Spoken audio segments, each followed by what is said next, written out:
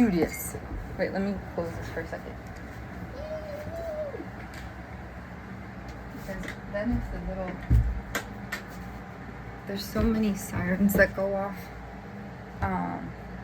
all the time in Chicago with the... Are you going to sit under the table? You can sit under the table. I love favorites. There's so many sirens that go off all the time with ambulances and whatnot.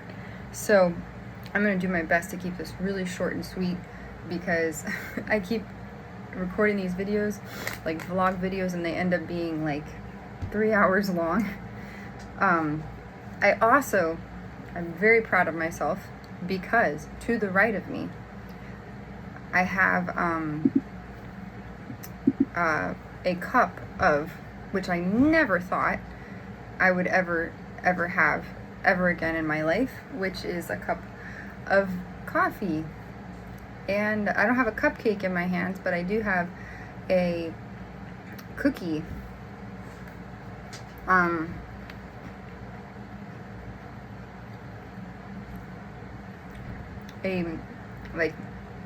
think it's a yogurt dipped shortbread cookie.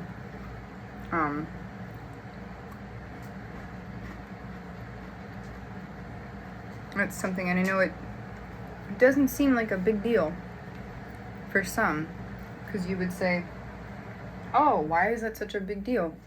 Well, if you've been following my vlog, which I can't believe I do that, looking back, because I used to actually make fun of people that do that. I used to say, who's going to sit there and watch someone talk about their life and be like, oh, I'm going to the toilet. Oh, I'm going to go pour myself a cup of tea. You know, I always thought that was silly. Just because I was like, why does someone need a play-by-play of someone's life? Well, what I've learned is that sometimes your experience can help another person cope through their experience. And I look at that as a form of peer support. And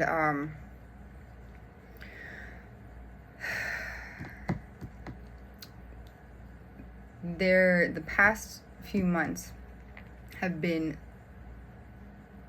some of the most frightening and mentally disturbing and challenging, harrowing, horrifying,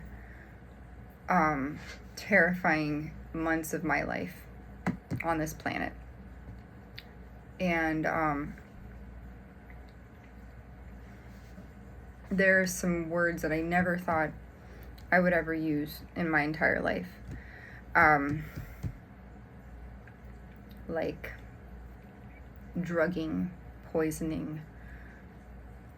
It doesn't really, I don't like to say the word hit because I have trigger words, but it doesn't really affect you. Like, it doesn't, I don't know how to explain it. Like, when you're in survival mode, you don't really get a moment to stop to reflect back on your past experiences.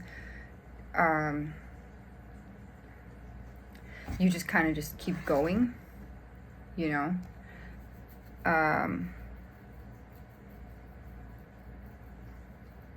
So, from an outsider looking in, if anyone would, because we all have, right? We all go through challenging things in life, right? No one's trauma is better than another person's trauma. Like, everyone has different traumas and challenges that they go through in life. And some of them you really don't ever see coming. To this day, I can't even understand how, like, I don't know. I was scrolling on Instagram recently, and there was a story about a woman who, for 11 years, she was stalked. 11 years. I don't know what year that it started for her,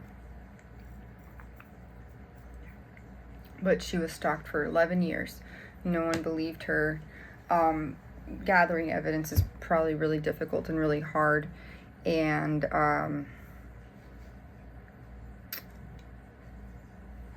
building a case for that, you know, is also difficult. But I did see that recently, and I favorited it on my phone, because I like to save certain stories and things and inspirational quotes and whatnot. And not that, like, I don't, when this all started, and this is what always gets me, which makes me want to cry, but I'm not going to cry. I'm going to try not to cry. I never, when this all came about, I never wanted to build a case or anything. That's not because I didn't know anything about that. I don't know about the world of, you know, crime or whatever. I was never into that stuff. Like, even crime shows, you know how people watch, like, Law and Order, SVU, or, like, NCIS, stuff like that. I don't really care for that stuff. I never did. Growing up, I didn't care for it. Like, murder mysteries, stuff like that. Cops, you know, like those shows, like, where they go and you go on, like, a ride along with the cops. Like, I don't really, law enforcement, that was never my thing. Police officers were there, and I don't know. I always looked at it like, you know, like mall security, like, oh, there's the mall security guy. Like, if you see someone stealing something, you go report it. Or if there's a sketchy person in the parking lot, hey, mall security in a little golf cart, can you help, you know? Or I lost my keys, can you help me? That kind of thing. So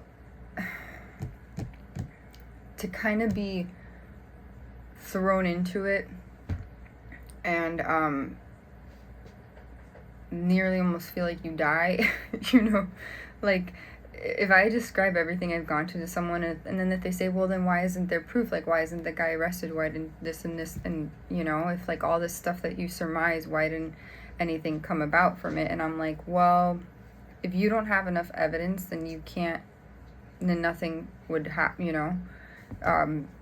You're not going to you need evidence. You need proof. And without proof, it's just like, it bears no weight, you know? So initially, this whole vlog thing, like, I didn't even, I never even planned to go on the internet and post my story on the internet. You know, I didn't think about doing that. And the reason why I was doing that was because I was genuinely, and still do, I'm really good at overcoming adversity. I turn pain into power, and sometimes it feels like I'm in a competition. I know that sounds weird. You know, like the Hunger Games or like Squid Games, it feels like that. Like, I don't know if they actually do that in real life, but it feels like I'm in some, like, weird life and death match competition. I know that sounds very conspiratorial, but that's sometimes what it feels like. Because it's so unfathomable. Because I sit there and I'm like, why?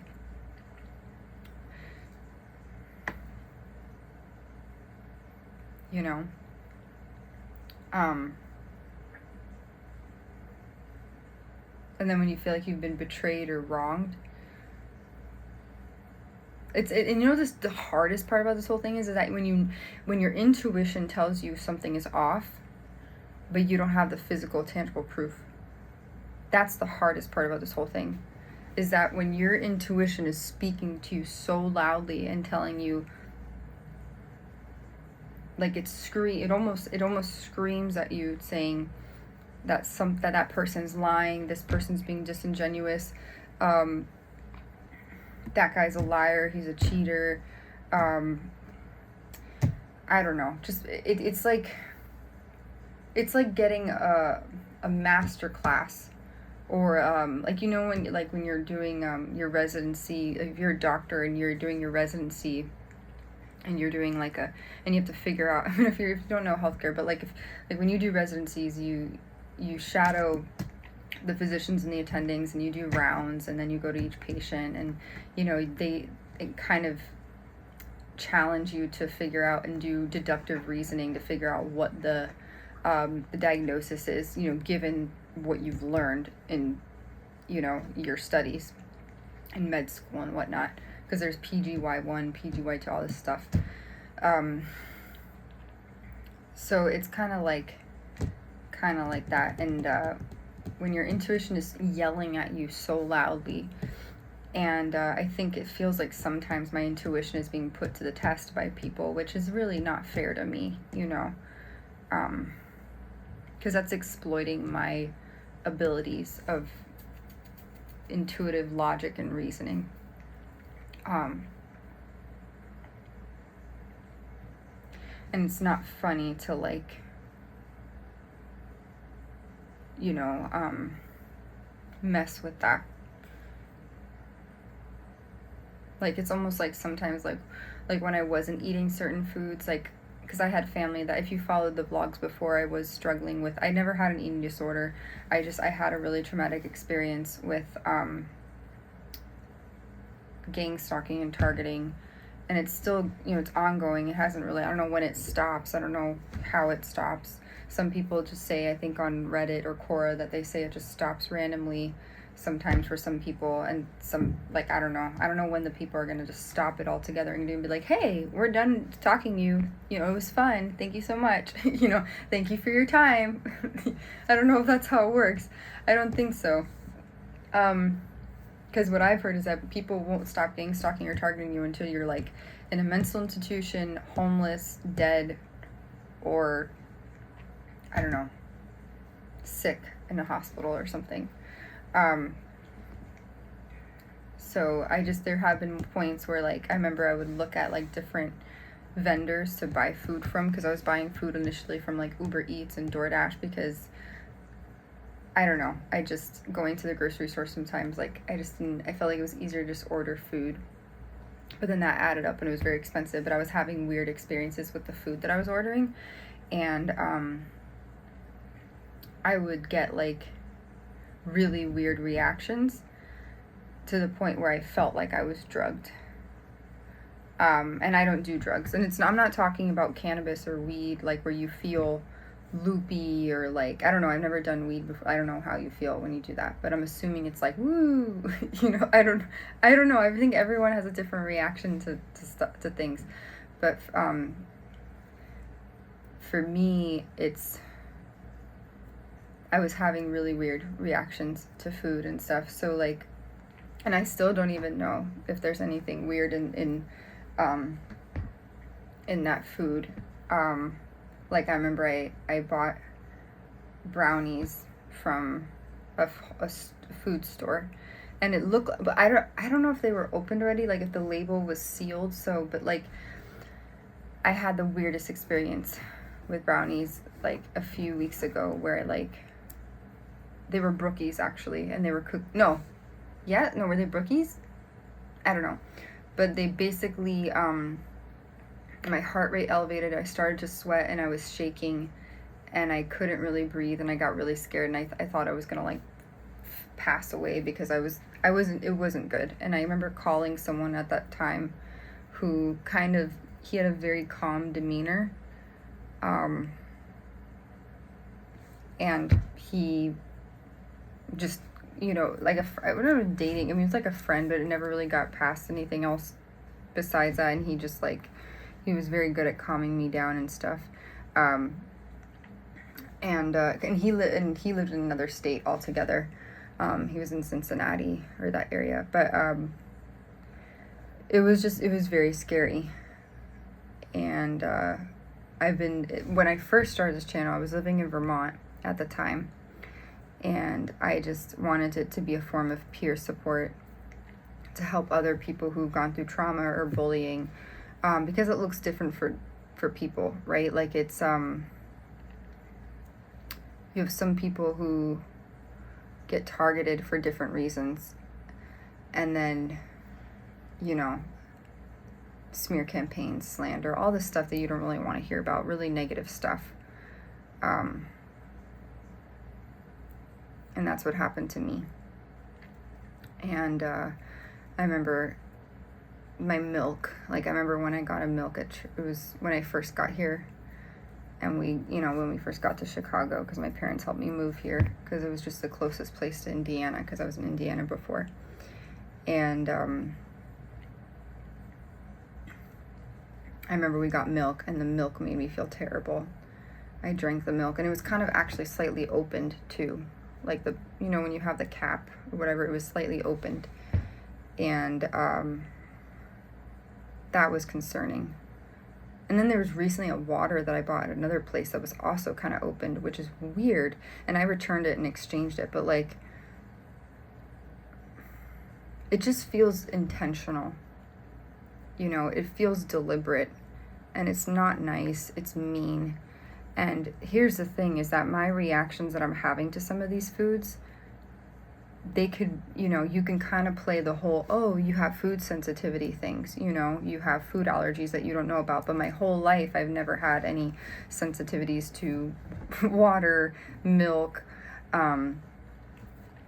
cookies, dairy. I never had any issues. I did have some with, what's it called? When I was in Vermont, there were certain milks, like cranberry juice. For some reason, my mouth, like I would drink something and my mouth, my tongue would get inflamed.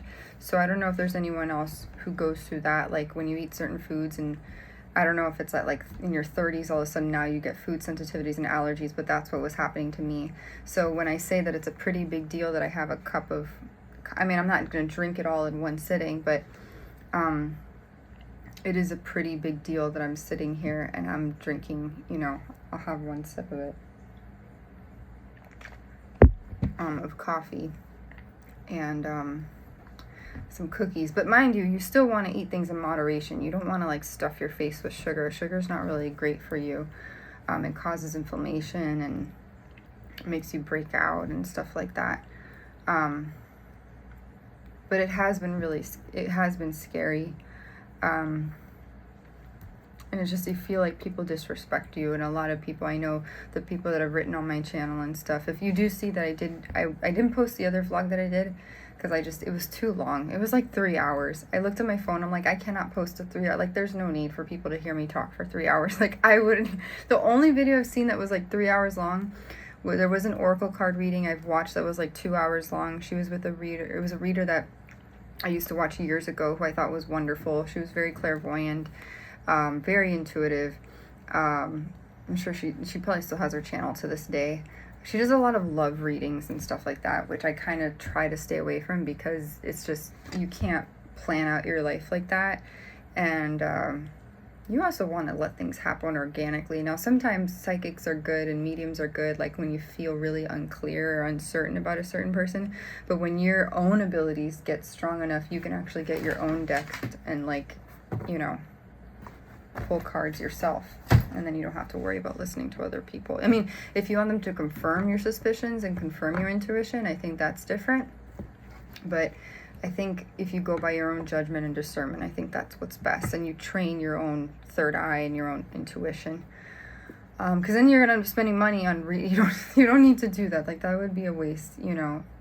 Even though I did consider becoming, like, on the side, becoming an oracle card reader, because people do pay for that, and I do think that some people, it's good that they offer that as a service, because maybe there are passed on loved ones or spirit guides or celestial beings that can help guide you. I know in the Catholic Church it's called necromancy and divination.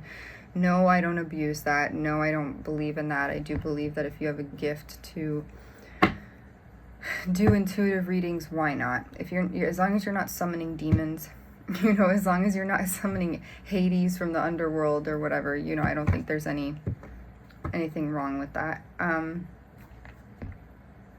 But I do feel really proud of myself that I have a cup of coffee and a snack over here, because originally it was not good. Like, I was having a lot of, like, bad, like, reactions, like, bad, where, like, my heart rate would increase, I would be nauseous, I would get a headache.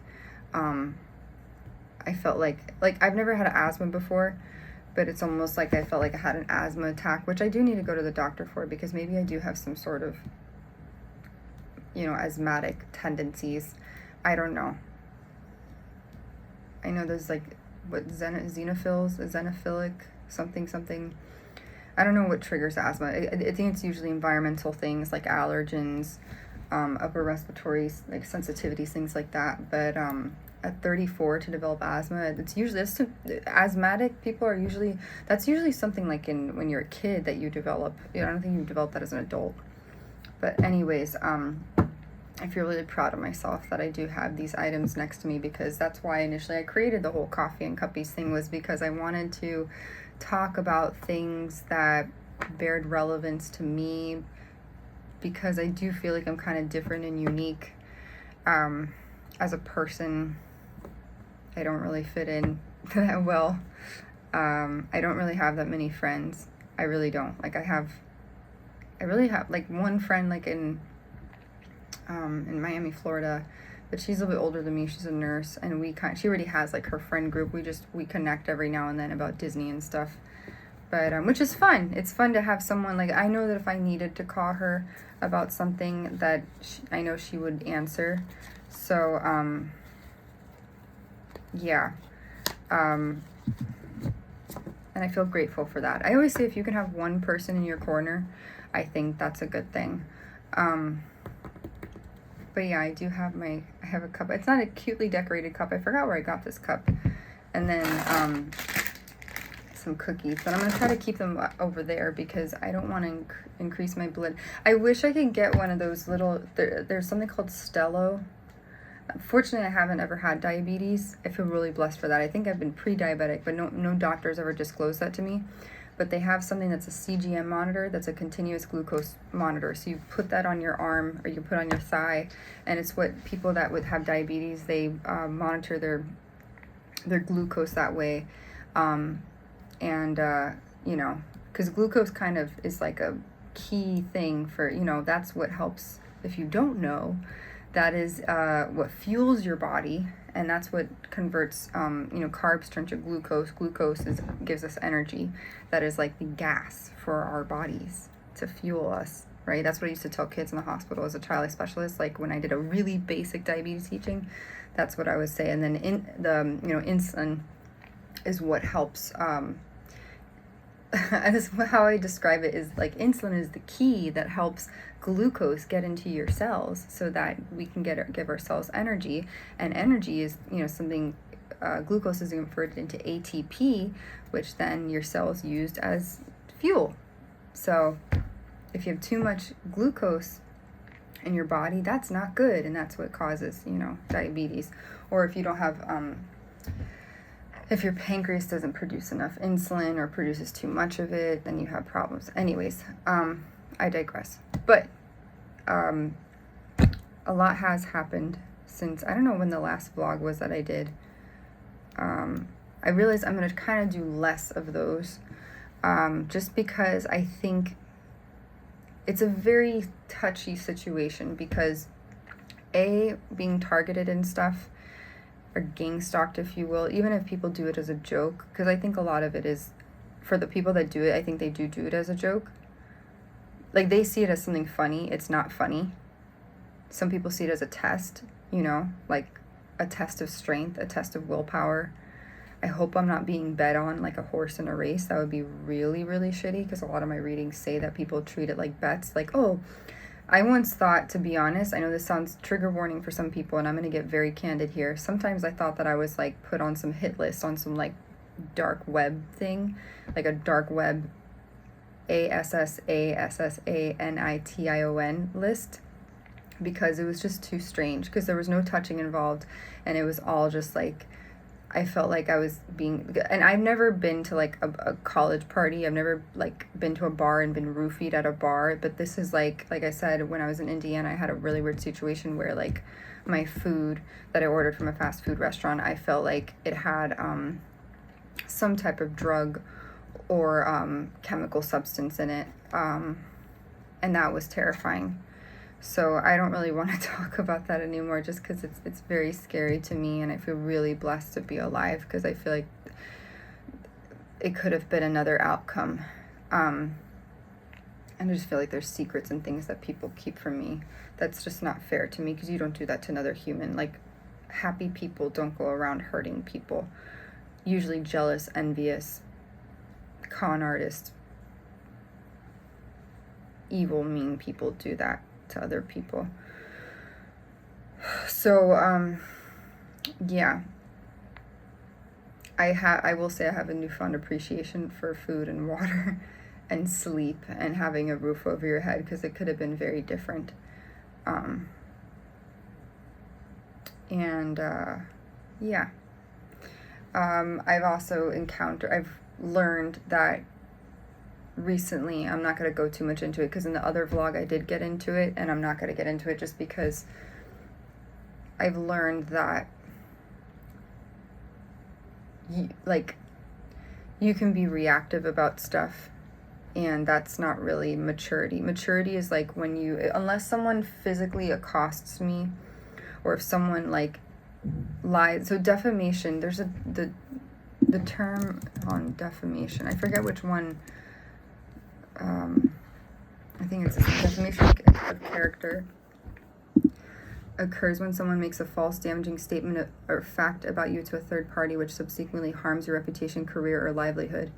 Defamation is a broad umbrella term that is divided into two primary categories depending on how false the statement was communicated.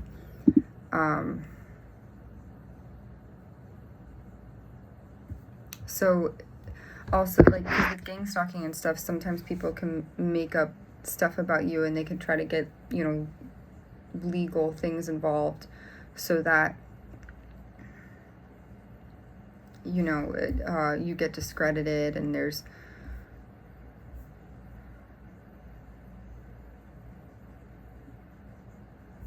things I'm just reading. So burden of proof, role of intent, things like that.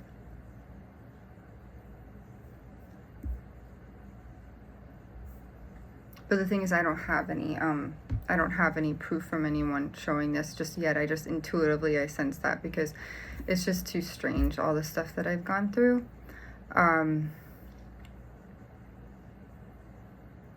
how my life turned upside down after I did a police report on somebody, which I didn't do with the intent to like ruin that person's life. I was just trying to protect myself, and be safe. Anyways, but the one thing I'm navigating now that I'm trying to figure out how to go about it the right way is navigating, online presence, meaning, how do I say this? Like, you present yourself one way in public, and when you're in private, like even talking to a phone, I could say whatever I want. I'm in the comfort of my own, my own space.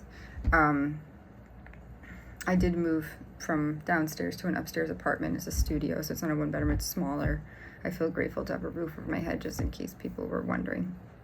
And I don't expect this video to get a lot of views. I think people care more about Bonnie than my story, which is fine with me because Bonnie is a cutie patootie, and she makes me happy. So I feel blessed that she and I are both still alive. But one thing so some updates is that, number one, I did change my channel name to a different name just because for safety purposes, because I realized recently that, just like in real life, in virtual world, you have to be careful with who you talk to. I will say, be mindful, because when you post stuff online, you are opening yourself up and your life to public opinion. That's why it's funny, because like I said before, I was someone that I did not have any social media. Like a few years ago, I was very against it when Facebook first came out and I was in middle school. I remember I was like addicted to Facebook. I would be on there for and it's crazy because when you think about it, right, you have your real life, right, in person when you meet people, and then you would go home and then talk about your real life online in pictures. Right? So like, I remember it's so interesting to me how social media works. It's fascinating when you think about it, the psychology and science behind it, because, I would be in school, and then, or even in high school, because it was in middle school, I think, like maybe the last year of middle school. So it was like, or junior high, I guess you'd call it, like 8th grade. So I was 13 years old, or 12 or 13, and then got to high school, and then sophomore year, and you live your life, and then you go online and you talk about your life that you're living, right? And you people put their stuff about their birthday and who they're dating and all this stuff, and it's like, you think about it, and back then I used to be like, it's so silly, like, why do people just live your life? Like, don't post about it, just go live it. Don't post about your time at the park. Just enjoy it for yourself, and I don't know, relish that moment. Don't sit there and be like, I went to the park today and I just saw a duck at in the pond. Some things are worth capturing, I think, in the moment. Like, there are some really beautiful landscapes and scenery, and people sharing their most vulnerable moments or just really important moments in their life can be both inspiring but also heartbreaking. Like, for, let's say, people, that's why I said it's interesting. Social media is very interesting. Like, people who share about, like, getting pregnant, right? Or like women that are like, oh, I'm on my 4th child. And like, let's say there are some people who can't have children, right? Like, for me, I don't even know if I'll be able to have children one day because, I mean, my lady parts seem like they're working, but, you know, sometimes I'm just like, it can be really hard that time of the month, or like, I feel like I have, what's it called? PCOS. And thank God I don't have endometriosis, thank God. I'm pretty sure I don't have that. But like, some people can't have children, or maybe some people go through divorce, right? I've never been married. I've never had a spouse before, and that can be really hard.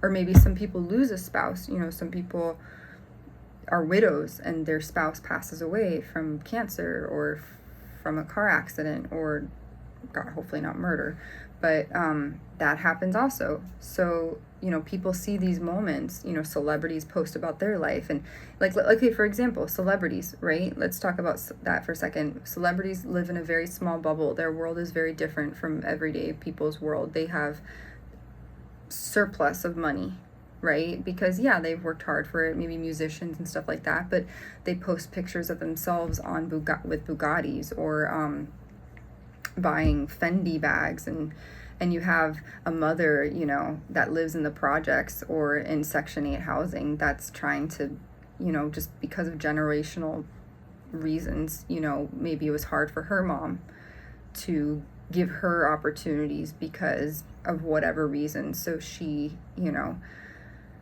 whatever, maybe she's not even a mom, maybe she's just a single woman and she lives in the Section 8 housing, and you know, she follows Kim Kardashian, or she follows some person, whoever, celebrity that, you know, has money.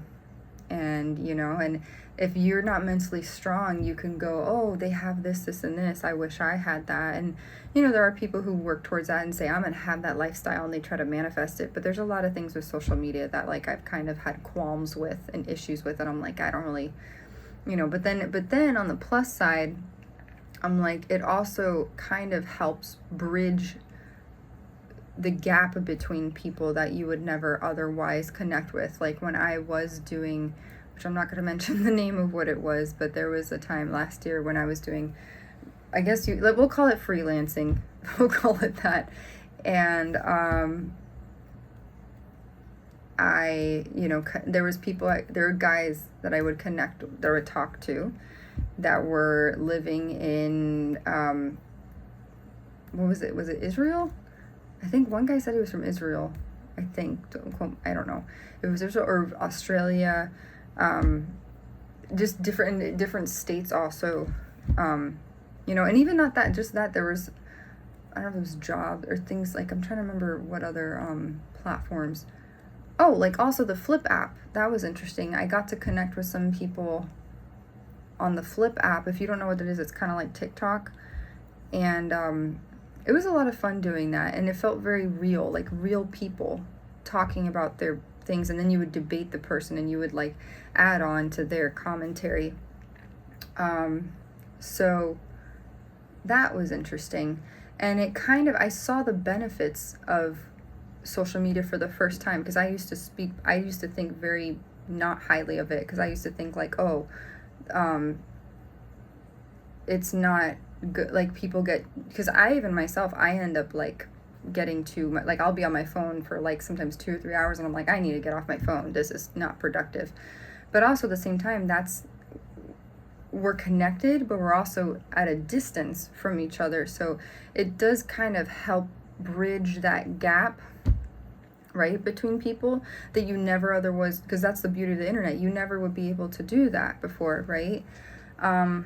I have yet to do a long distance thing though with somebody, you know, in dating. It's kind of really hot in here. If you hear a fan, it's because it's really hot. So that's something that I don't even know if that would work, honestly. that's too loud, I apologize. It's just, it's hot in here. There's a heat wave going on. So, yeah. So long distance is something that I would, especially, you know what, to be honest, it's funny because I used to be against the long distance thing in dating, but I'm like, it's been harder. I've had better success connecting with men. Sorry if this is too much information, but I do have a series on my thing about dating and stuff on this channel, so why not? If it helps another woman out there, me chronicling my life and that experience, then why not? You want to sit under? You can sit there, baby. You can sit there. Eve. You can sit there. I know, it's just a little smart. You can sit there. My dog is trying to figure out how to... She usually sits like a little snowball. She'll curl up into a little snowball. Where do you want to sit? What do you want to do, baby? Interlude. Bonnie, interlude. What do you want to do? Hello. Hello. Are you okay? We'll go to sleep soon. Whew, it's hot. So anyways, as I was saying, but yes, long distance, I've felt like I've had better connections sometimes, because when you do long distance, it kind of forces you to communicate, right? Like if someone was close by to me here in Chicago, all they have to do is be like, hey, yeah, let's go hang out. Even though I really haven't, there's only one person that I've ever met in person. No, two people I've met in person. I'm not gonna even count the second person, because that was a hot mess of a situation that I never want to experience again. But yeah, it kind of, long distance kind of forces someone to talk to you and like build a connection with you. But anyhow, yeah, going back to what I was saying about the vlogging and whatnot, with every new thing that you go through in life, it presents its own challenges, and I'm learning how to navigate that as best as I can, because anybody could be anybody on the internet, right? You can be anybody, you can say anything you want, and people are either going to believe you or they're not. And you have to be your own judgment of character when it comes to that, you know, with people. So it's different. It's very different. And I'm not someone who used to post avidly on any platform, whether it's LinkedIn, social media, just because I really coveted my privacy. But after going through gang stalking and targeting, all of that went out the window anyways, because when your phone gets hacked and stuff like that, you have no privacy. So it's like, I'm like, what do I have to lose? And then on top of that, I felt like people were trying to deliberately hurt me, you know, with, you know, intentional, like either medical assault or just straight up like, I'm gonna hurt you, bitch, kind of stuff. And I'm gonna, you know, like, can I go, who did I hurt enough or piss off enough for them to like call the DoorDash guy or Uber Eats guy to tell them to put stuff, you know? And it's weird though, because I have had sometimes with like Instacart and stuff where they'll have the picture of the person, but it won't be the same person unless because some people tag team and then they have their friend deliver the food and there's a driver for the car. But I think that could be misleading, because that could be scary, because then if they send a different person, that's concerning to me. And that has happened on numerous occasions when I ordered food in different places that I lived.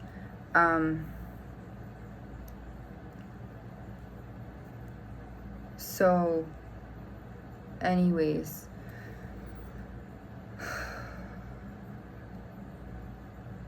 I feel blessed to be alive, number one. I'm also just trying to figure out how to navigate the online world, because again, I don't want to get too much into it. I'm just trying to help other people through my experiences. People can present themselves one way, and then you know, because anybody can be anybody. And when you're like me, if you're a little bit gullible and naive and you try to see the best in people, they will, or they could try to bamboozle you and hurt you. And the same thing goes for dating. You know, my mom, it's funny, she's very, very, very, very, very much against dating apps. Like, extremely so. And I've had therapists that tell me, Ashley, remember, this is a different day and age than, you know, than your mom grew up in. You know, the 60s and 70s, like, it's very different. And even the 80s, they didn't have the internet. I don't even know when the internet was invented. The advent of the internet, I have no clue. I think it was in the 80s. Maybe it was the 70s. I don't know. But yeah, so and I don't like to upset family. I don't like to upset anybody, really. Like, I don't like conflict unless it's like in a job and it's customary, like a customer that's angry about a product or a service. I don't like to upset people. I don't like conflict at all. It's unsettling to me. It's awkward to me. I don't like people to be upset.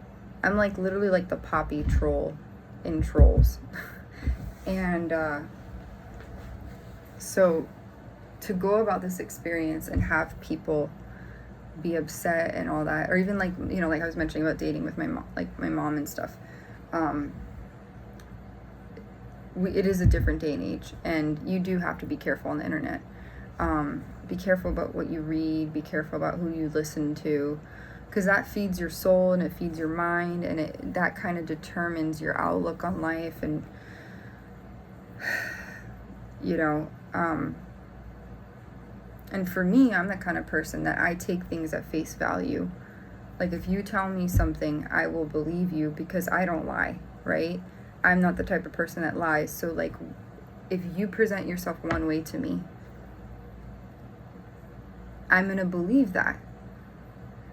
And it's kind of hard for me to try on the fact that people would deliberately lie. And I know, like, I get now that this happens, like, I get it. Before, and I don't know if that's because, I don't know why,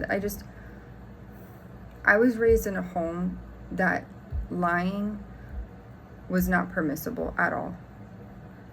Like zero. You could not lie at all. You'd get in big trouble if you did that. So just growing up, I never lied. I didn't do that.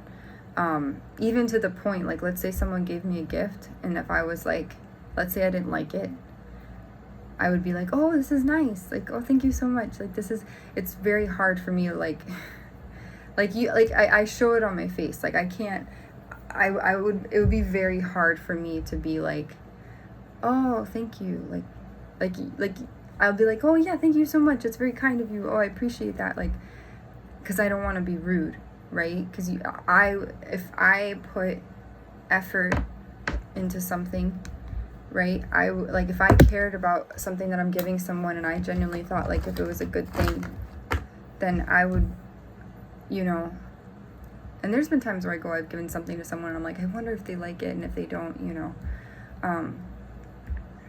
So, yeah, so for me, I will be on the internet, I don't mind, I will be myself.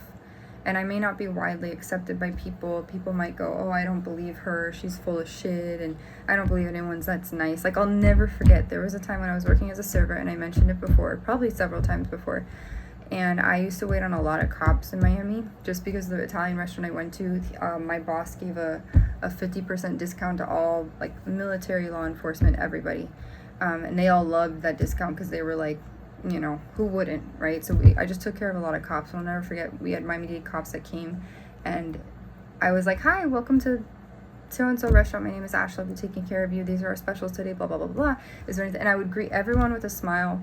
I was very cordial and friendly, because that's the way, if I was a guest, that's how I would want to be treated, but not like overly like, hi, my name is, because that would be really annoying. And that would look disingenuous. And guests and patrons can tell, or even over the phone, people can tell when you're being dishonest or like, so I would try to be as authentic as I could be. And when I was pissed, you would know it too, because I wear that on my face. I can't not do that. So, anyways, like I remember there were these 4 cops, they had like the beige, because in Miami they had like the black uniform and then they had the beige uniform. And one of them was like, are you always, is this an act? He's like, are you really this nice? Or like this sweetness? And I'm like, and I didn't know, I guess because people meet so many people that are like assholes and mean, because there are people who are nice to get stuff from people, like kiss ass people, you know? And I try to remind myself, actually don't do that, because if you're overly nice, people will sense like that and they'll be like, oh, you're being nice to be liked. And I'm like, I try not to. I try to be nice because it just feels good and I treat others as I wish to be treated. So, you know, that's that. But I'll never forget he did say that, and I was like, no, I'm nice because like I want you guys to have a good time, and I just like, I can't, like, no. And I was like, that's kind of shocking. I told him, I was like, that's kind of, I don't know. I was like, I don't know whether to be insulted or like, because I really am like nice, you know, or kind. But, you know, the whole navigating the online thing is kind of difficult for me. And I realized I am going to kind of do less vlogs. And the reason why I started to do more vlogs was because I was frantic and really desperate. And it's, because it was terrifying. Like, I'm not kidding. I was drinking certain waters and I looked at the bottom of a can that I got and they were labeled with 2 dots. Like, some were pink and some were blue. Like, I would order food and from different vendors, and I'm not gonna say which ones, but some of the cans were labeled. Look on the bottom of your labels of the cans and it would have like 2 blue pastel dots and sometimes they were pink. And I thought that was really weird. And it was almost like someone was demarcating them, you know, to indicate like they had something in it. And that was frightening to me because I was like, who's gonna do that to my food and my water?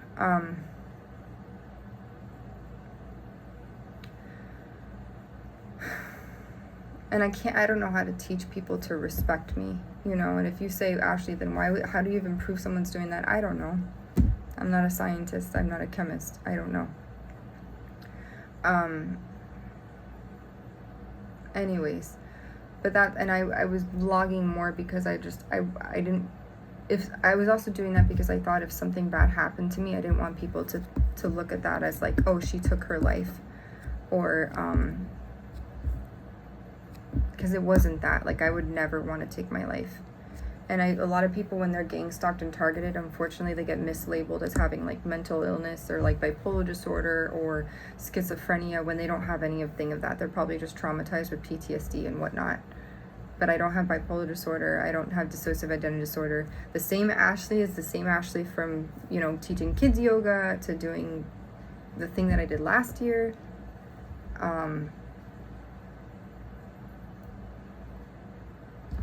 I need to check something because I was like, I don't know what that is. I thought I heard something. Oh, because it's raining. I'm going to keep the door open slightly. It's raining outside, so it's like raindrops. So, yeah, it's really hot right now, so I'm like, it's really hot. I'm not going to wear a sweater right now. I need to put my hair up in a ponytail because it's so hot. Oh my god. Good Lord Jesus. Oh my goodness gracious. Hi, Bibber. No, you can sit there, Bibber. So, what was I saying? I honestly felt like, I'm not kidding when I said, and I did hashtags about this, I felt like there were hits on my life. Like, I'm not kidding when I put that on my feed, that I felt like there were hits on my life. And still are, and I don't know why. That's what it feels like. Oh, there's my hair. I don't know why. Oh, confirmation. We heard the thunder rolling. There was a big thunder thing like just now. God is angry. if you believe in God. I'm not kidding. After I said that, literally a thunder went like you think of Mount Olympus in Greek mythology. That's what it sounded like. Transformers. And I don't mean the electrical ones. I mean like the, like the movie Michael Bay Transformers kind of. So yeah, navigating online stuff, that's very different for me. And I don't have that many followers. I don't really care about accumulating that many followers. It is cool. I will be honest, it's pretty kick-ass to see followers go up, I'm like, whoa. I'm like, that's cool, because I'm like, I don't think I'm that cool. But, it is cool to know that there are people who, who support you and believe in your mission or believe in what you're saying.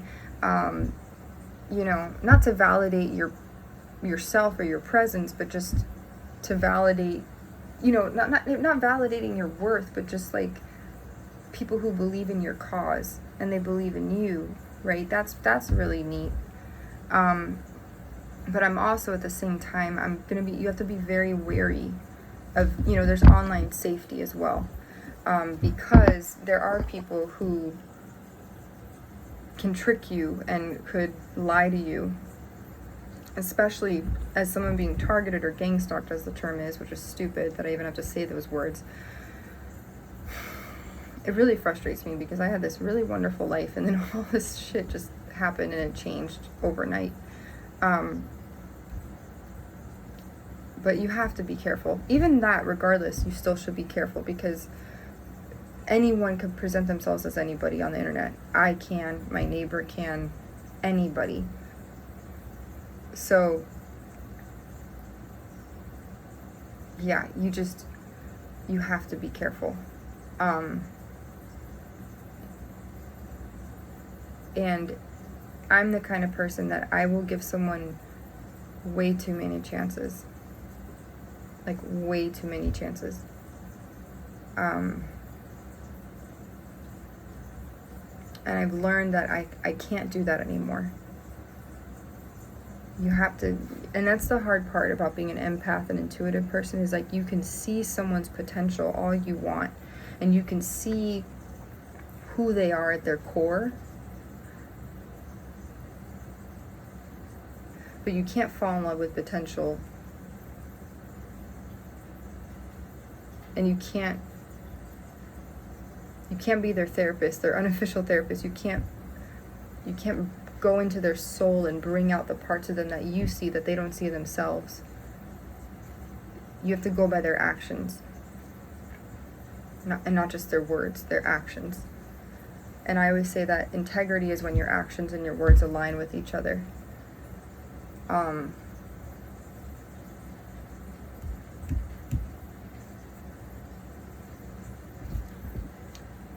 So another thing that I'm trying to figure out how to navigate as well is, and it's funny because recently I got offered something for employment. That's another thing I want to touch on too. Very, very important. Be mindful of, now here, it's not to say a double-edged sword. Be mindful of your online presence while employed and then also while looking for employment. And the reason why I say this, there's a reason. And I just made the video thing brighter. That's why it looks bright. Because it was kind of dark. So the reason why I say this is because, number one, and you don't also, here's the thing. It's so hard because you want to be authentic, right? You want to be your true authentic self. But you don't want to be fake online. You don't want to create this image of yourself to be viewed in a certain way just to be admired or be looked like. You want to be yourself, right? But then there's also this, and you don't want to change who you are or change how you're perceived so that you're perceived in a positive light, right? You want to be authentic to who you are. And the reason why I say this is because recently, as I've been applying to jobs and stuff, one of my family members, my mom especially, she was like, you need to be mindful of what you put online. Because employers will look at that. And unfortunately, we live in a world where we judge people like all the time, right? And I'm guilty of that. I used to judge people all the time. All the time. And employers will try to find anything about you. Your name might pop up as a suggested. Don't forget, we live in a world now because of cookies and because of algorithms and because of data tracking. Your email that you have, so follow me with this. When your email, right? If you have LinkedIn and if you have all that, your email will,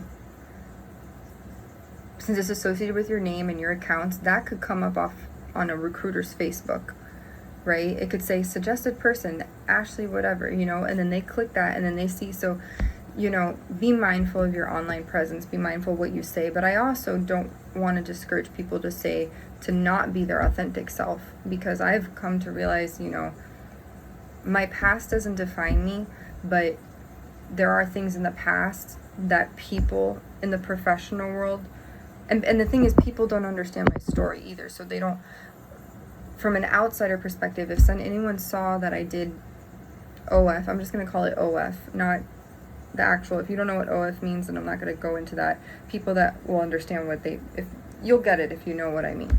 But OF, I could be judged because I did do that in the past, and it wasn't in the sense of like, I didn't really know what I was getting into with that. I thought it was just boudoir photos.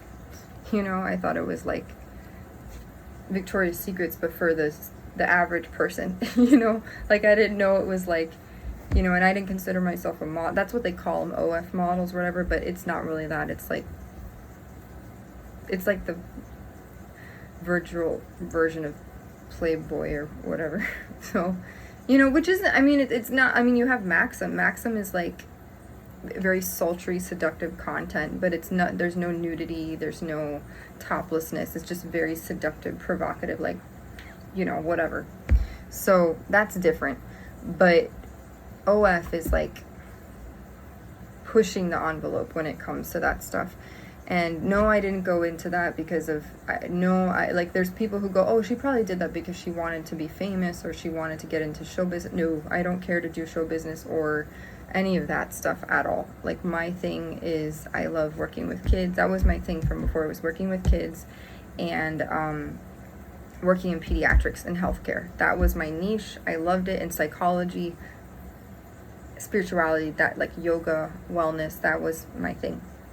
And because I wasn't finding any remote work, I went ahead and for some reason, I was like, let me look into this OF thing. And I didn't even know what it was. I remember I was Googling it and I looked on YouTube and I was like, what is, like, I don't even know what this is. What do they do?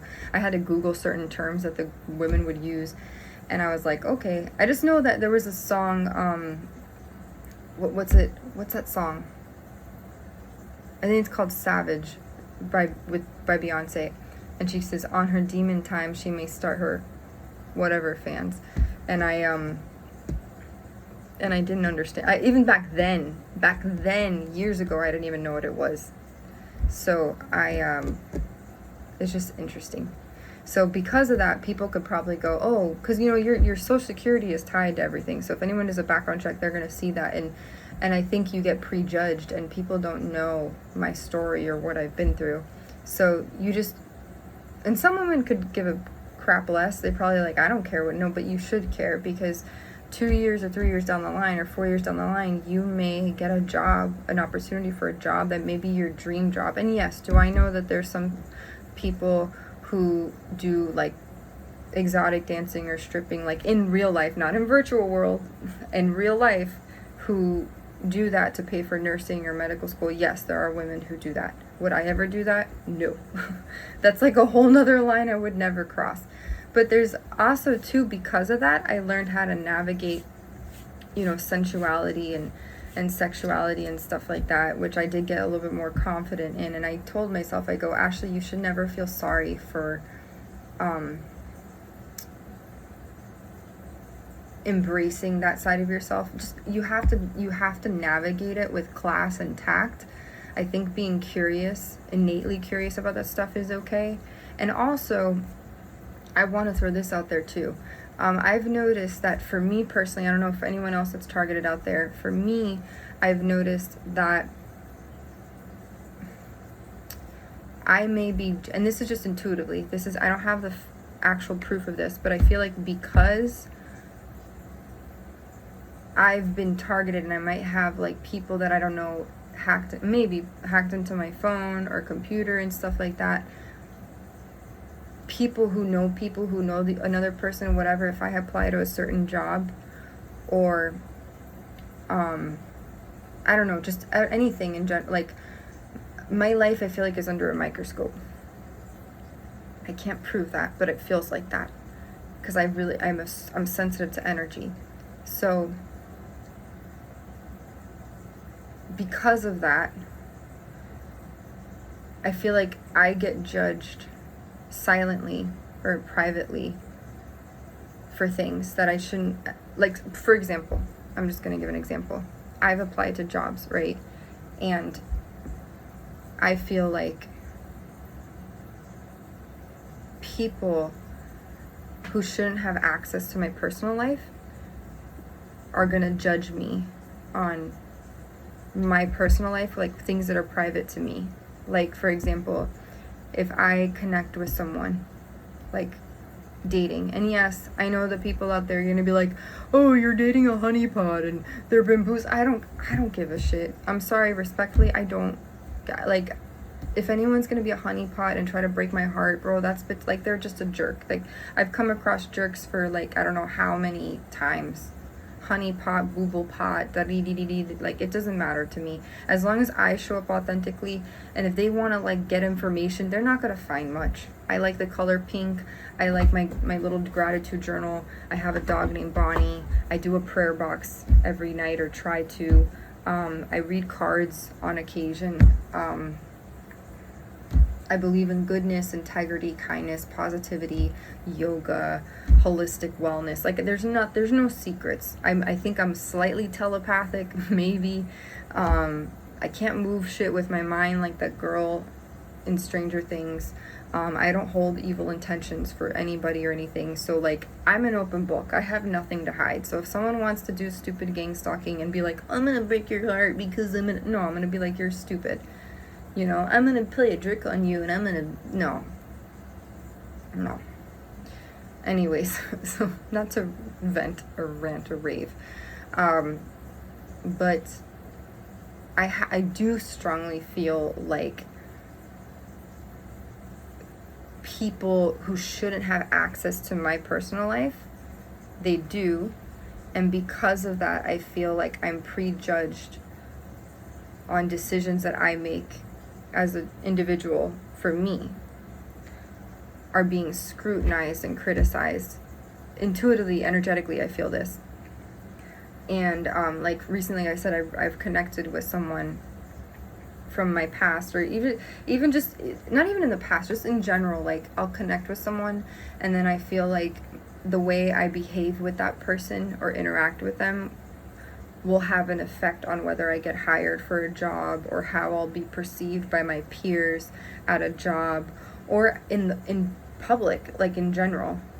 And that's not fair to me, you know. Like, what I do in the privacy of my home, I always say, as long as someone is not hurting anybody, like physically, or holding malicious intent for anybody.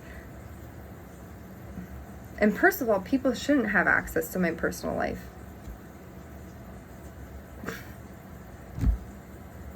Like, you know, like, oh, she's like, I don't know. Sometimes I even feel like, because, like, even down to my political views, or like lack thereof, because I'm not really that political, or like my religious beliefs, like, I feel like maybe I'll get hired or not hired for a job because of, you know, because gang stalking puts a spotlight on your life, right? And then if, like, for me, I did a police report out on somebody, so then that can escalate into something bigger, because I did do a police report, and then the detective told me to reach out to the FBI. Yes, I did contact the FBI, and then I never heard back from anybody.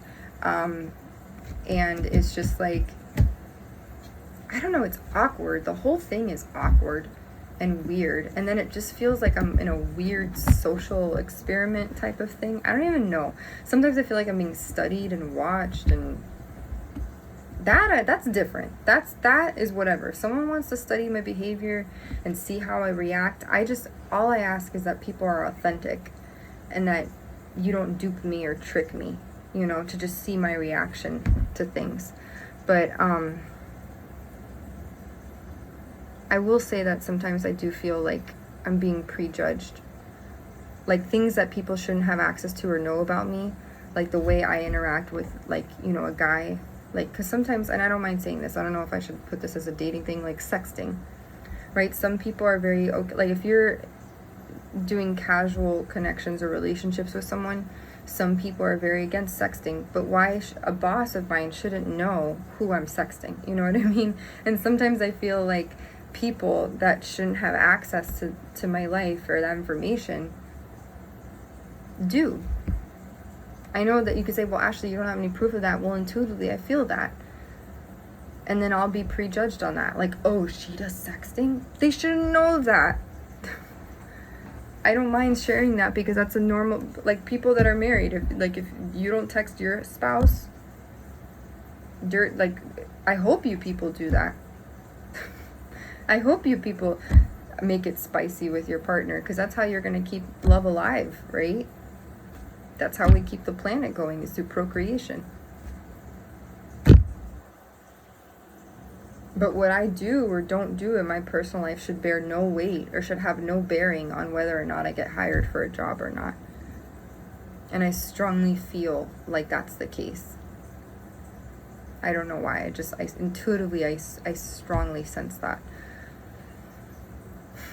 And I shouldn't be, if I get hired for a job or if I get considered for a role, it should be because of my skill set, my experience, my qualifications, and my education, and my past references, who can speak to my character, my work ethic, not who I go out with.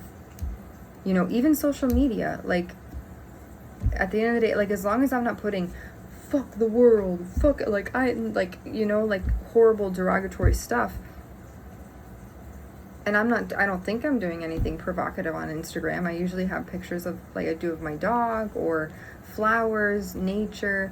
I am I'm trying to be part of this contest thing for Maxim, which I don't even know if I would even win that. I've never win anything in my life. I've never, even when I used to play against my brother, like Nintendo 64, and we used to do Mario Kart, Diddy Kong Racing or whatever, I never used to win, like, any of the, no, sometimes, I take it back, sometimes I used to win, but I usually play as, like, Princess Peach. That or Yoshi. Or Toad. It was either Toad, Yoshi, or Princess Peach. So anyways, going back to what I was saying, it's just frustrating, because a spotlight gets put on your life, and I felt like I had to adjust to that, and then trying to explain to people how I don't feel safe in my life because people were, like, tampering with my food and my water and my air in my home. That's hard too. And then financial sabotage, navigating that. But this vlog would mainly be about just trying to navigate online presence and social media, and I think you want to be careful, because anybody could be anybody on the internet, and when when you feel helpless, like if you're in a vulnerable state, someone could take advantage of that. I'm slowly but surely trying to learn how to stand up for myself more. I remind myself that standing up for yourself is not a sin. You're not immoral. You're not being mean. It shows that you love yourself enough and you respect yourself enough. And that goes for dating too, because there are guys who are jerks. There are men who are assholes who will lie to you and bamboozle you or trick you. And yes, I do know about honeypots, like 100%. I know that honeypots exist. If you don't know what that is, in the gang stalking dating world, basically it's a person that is sent in towards you, that is coached on you and know, like, basically like honey, when you think about it, honey is sweet, right? So what they do is they send someone in who's just to your liking, and they're supposed to cause chaos or drama in your life, and they're supposed to I don't know, like, I don't even know what the point is, like, to get tabs on you. Like, what do they report? Sometimes I'm like, what do they report back to people? Oh, today she listened to Bad Bunny. Today she did a yoga class. You know, it's like, you know, like you know, like in the movie Hercules, when the little what's the little creatures in Hercules? The little creatures, what are their names? Hold on, I've mentioned this movie. This is the second time I've mentioned this movie. It's the little, what's the little thing? Pain and Panic. Pain and Panic. The little creatures of Hades, the little minions. And so, like, they go to spy on Hercules, and they're like, oh, today he did this, this, and this, and this, whatever. And then they send, okay, perfect example. Megara is a honeypot.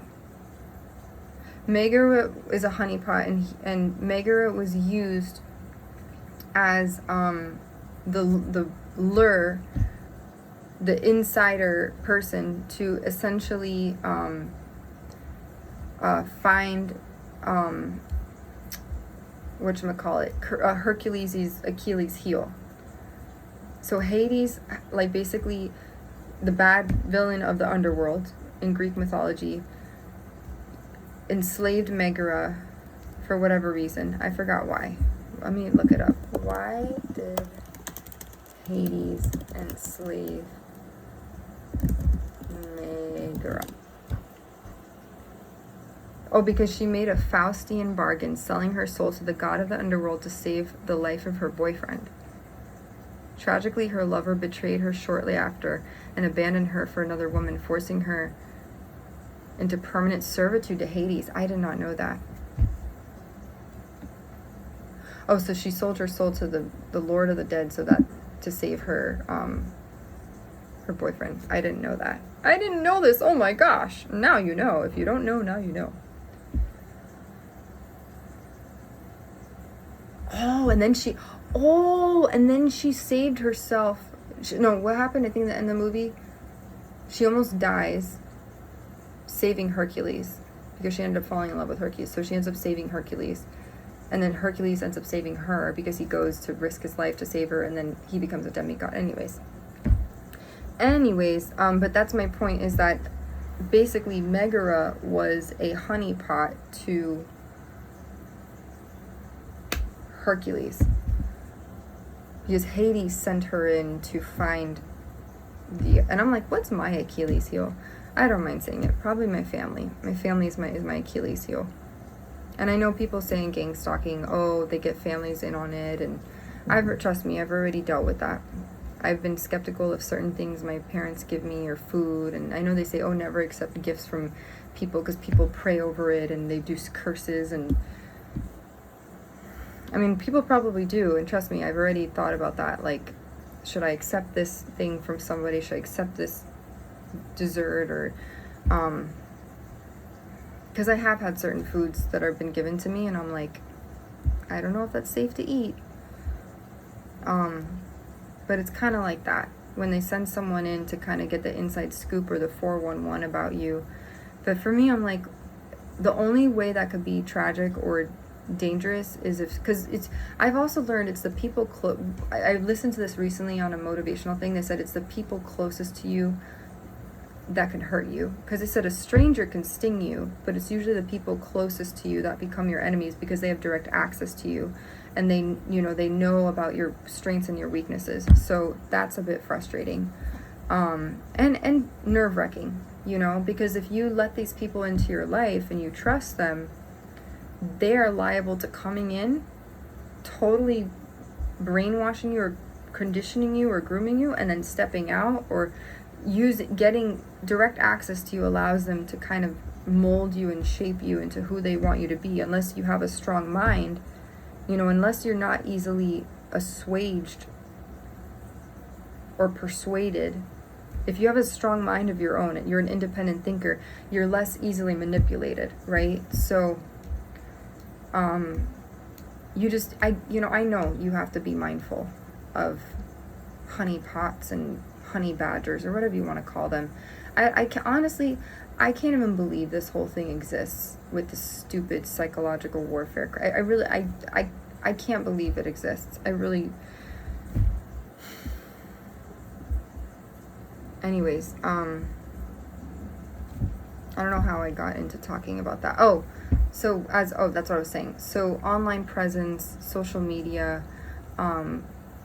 people having access to you who shouldn't have access to you, and your personal life, and employers judging you based on those pretenses. But it's that's something difficult to navigate as well, because recently,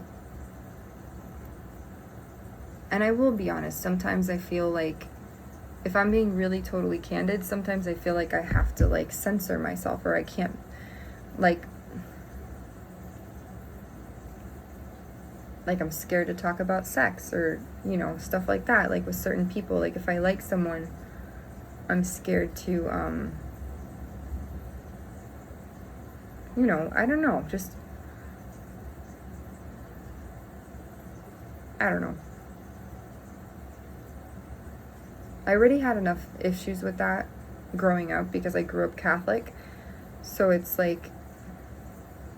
and then also with targeting, people will they'll say, oh, you got to be careful, because then you could be sex trafficked, or you could be groomed. And it's that's also hard too, because you don't want to make a deal with the devil and sell your soul and be like, oh, I'd be willing to be some seductive hussy, to to save my soul or my life from gang stalking, which I don't want to do either.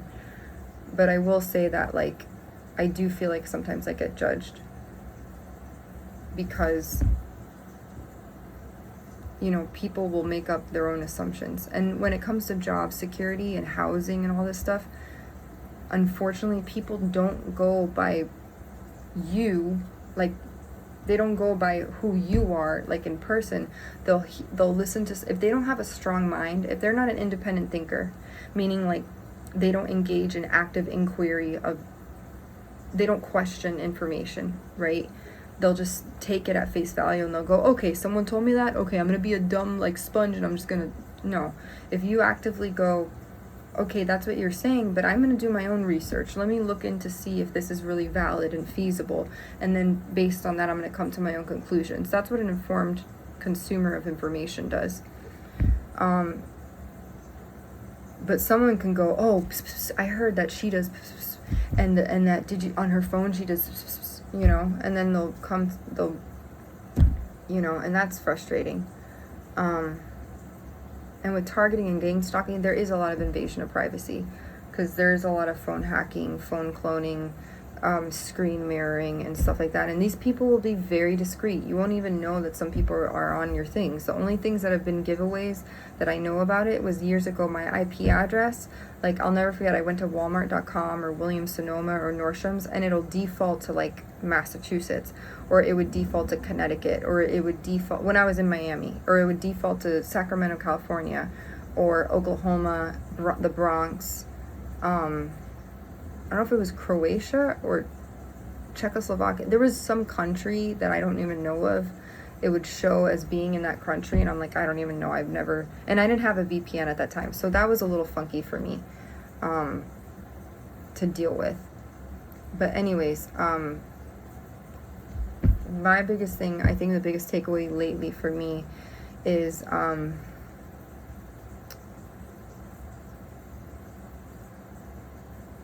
you want to just be careful,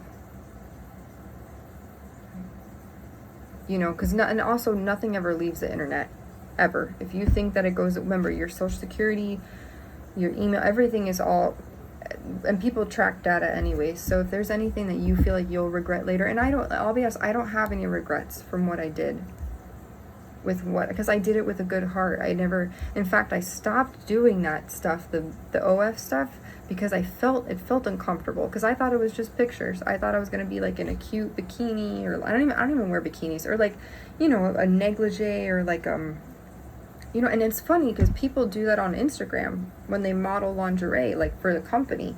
So I'm like, okay, if I do pictures like that, and it was very liberating in the sense for being someone who was so closed off, and not in touch with herself, to tap into that side. Now, there's some women who are way too indulgent, I think, in that stuff, and way too open, where they don't covet their body, and they'll share it willy-nilly with anybody, and I don't believe that that's good either. I think everything is just, I've said it before, it's intention and context. Anything in moderation I don't think is horrible. That's just my opinion on that. You can take it or leave it or whatever, but that's the way I see it. But those are my kind of just things in my life and updates, and I realize I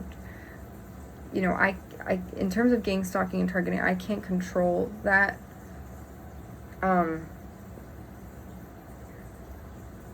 Is it terrifying? Yes. The gas part is what really scares me, because sometimes I've been in rooms, or I've walked down stairwells and or elevators, and I've sensed a really weird gas, and I do get scared about being like adult napped, because some of the gases will make me suffocate, or like I'll feel like I'll lose consciousness and I'll see stars. And I don't think I have any autonomic nervous system issues. I don't have Parkinson's. I don't have ALS, not that I know of. I don't have narcolepsy that knocks me out randomly. Like it's daunting. It really is. And I can't prove, like I've said before, I can't prove gases. I can't grab a jar and be like, oh, I got it, and then walk to the police station. I can't do that. And at this point, I don't look at it as testing. Sometimes I'm like, maybe it's a test from God. Like maybe I'm just, whatever. And then maybe there's just some like group of just not nice people just making my life difficult or whatever. I don't think that's the case. Maybe, I don't know.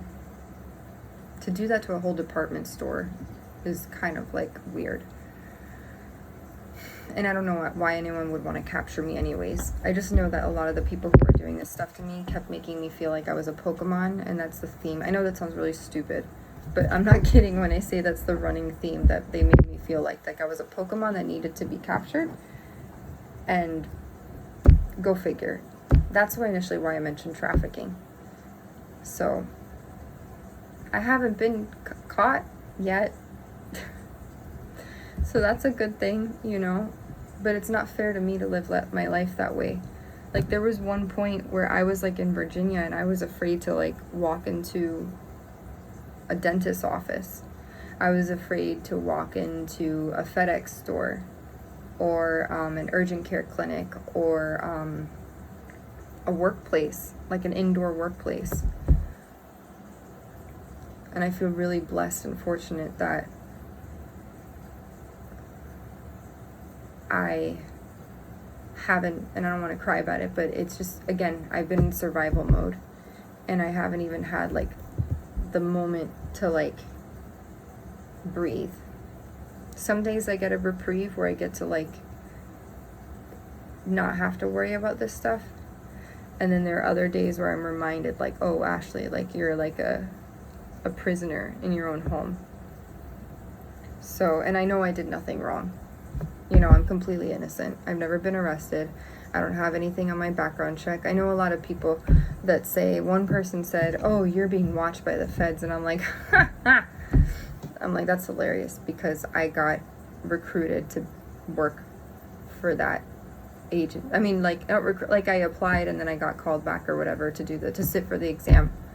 Which I always wonder, I'm like, maybe it's a Trojan horse. Like, maybe there was just, like, because I'm like, if someone's, like, trying to capture me because they think I'm, like, gifted or whatever, which I never thought I was. Not that I know of, but who knows? I don't know anymore. So, anyways, that's the latest and the greatest. I feel blessed to be alive. It's embarrassing. This whole thing is really embarrassing. And I also reached out to a bunch of people a few months ago that I never thought I'd reached out to ever. Like, I'm talking middle school people. I'm talking high school people. And these people, mind you, these are people who probably are married, have kids, that have, like, living normal lives. And I got thrown into fucking, like,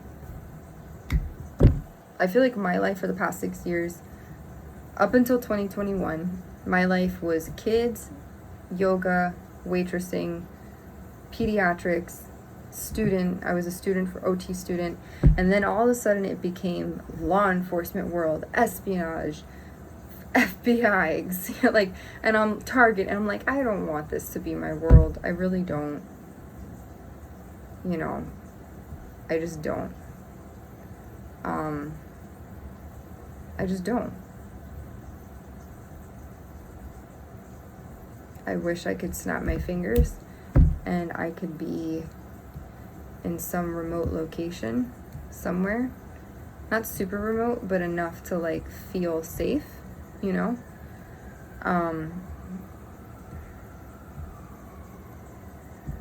That's kind of what I wish.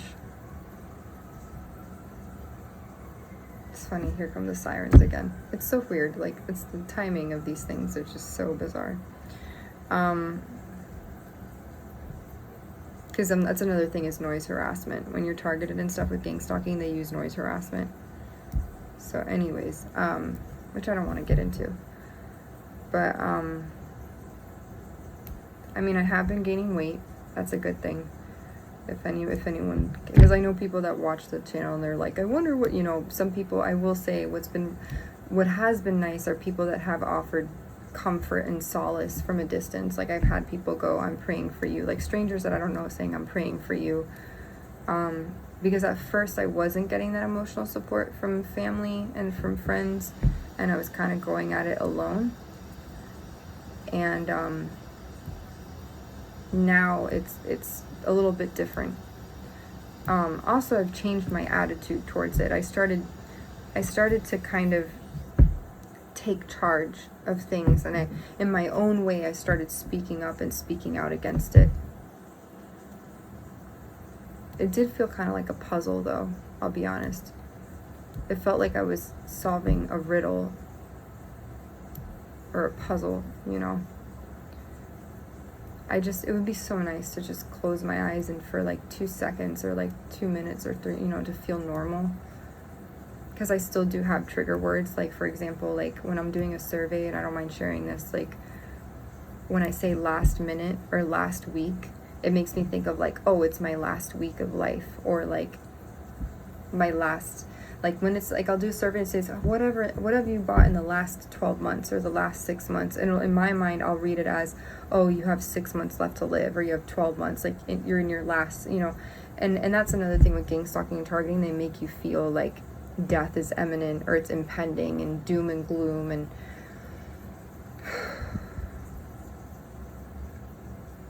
And no-touch torture is not for the weak of heart, I'll be honest. And when I say that, when you think of no touching, that basically means no touching.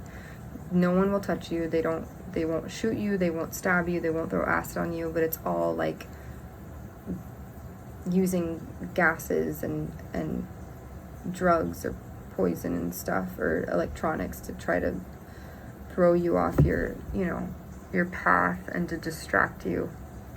So,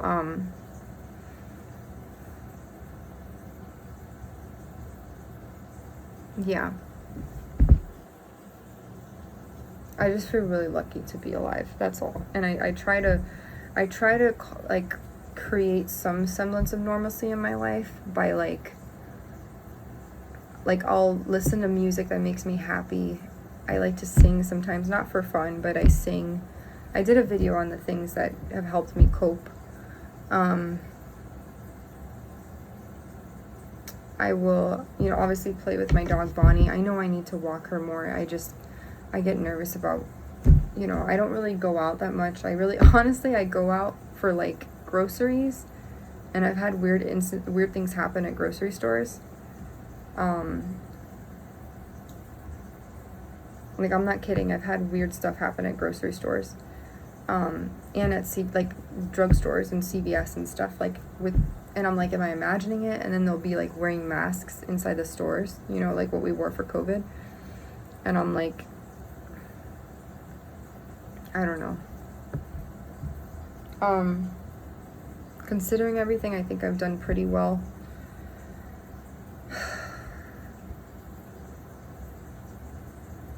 I just don't know when it's gonna stop. I keep wondering when it's gonna stop. And I don't know if it's my mom or my dad who told me, like, it'll stop when you stop giving attention to it and you surrender. And I'm like, hey, yeah, I tried doing that. There was at one point I really did try to, like, surrender, wave the white flag, stop talking about it, stop worrying about it. And the moment I did that, I'll never forget. I think it was in Virginia one day, and I went into a building and I sensed weird gases and stuff, and I was like, nope. See, when you let your guard down, perfect opportunity for someone to come in and try to trick you.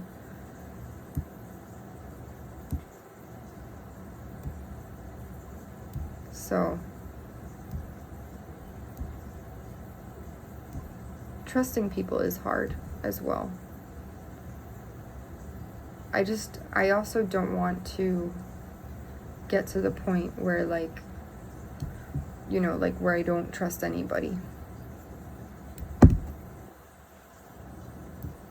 You know, like where I never will ever have a friend or a boyfriend, and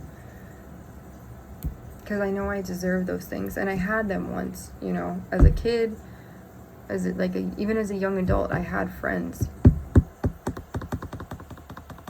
And no one wants to sit there and hear about targeting, right? No one wants to.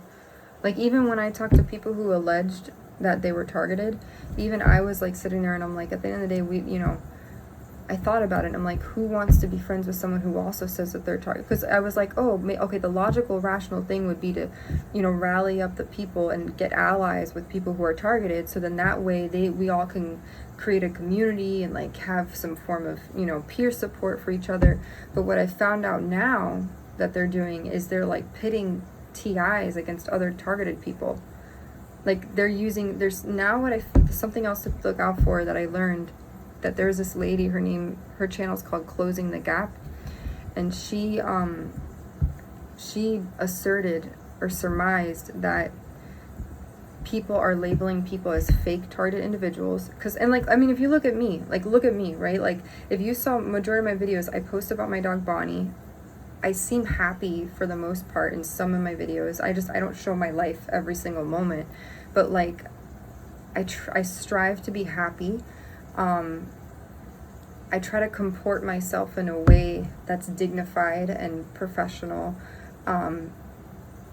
relatable, and people would be like, targeted? She doesn't look targeted. She doesn't have bags under her eyes. She doesn't look super like, you didn't see me a year ago, 2 years ago. Like, there are moments where I didn't want to get out of my bed, where I was like in such pain all over my body, where I was so depressed, and anxious and scared. I don't know, I didn't like where I was, and I said I could either let this thing totally defeat me and wipe away my entire life, or I can turn pain into power, and I could say, no, I have hope that my life can change, that just because a group of people that I don't know or a community came after me, and yeah, there are crooked cops, yeah, there are shitty lawyers who would get paid and do bad things and lie, and some people in the justice system aren't that honest. And now I've learned that I didn't think of that before. So now I don't know, I dug my heels in and I said, I don't want that to be my life. And I sought resources, and I listened to people that were inspirational to me. And I said, no one's gonna come help me, no one's gonna help me except me, essentially, is what I said. Oh, my God.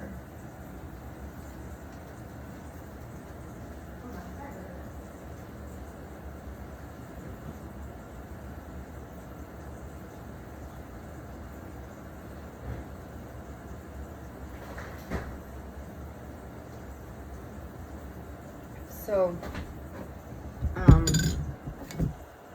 See, I have water here, and I actually have something else here. So, more sirens. Yay, we love sirens. We love sirens. I'm being facetious. No, I don't like sirens at all. You know, like ambulance sirens and stuff. I don't like sirens at all. Sirens are triggering for me, unfortunately. So, and I hear those all the time, ambulance sirens. Because when you hear an ambulance, it's like emergency, danger, unfortunately. And I've been literally conditioned now when I hear sirens to think, oh God, something bad's gonna happen to me, and this like impending sense of doom. So, when that might not be the case at all.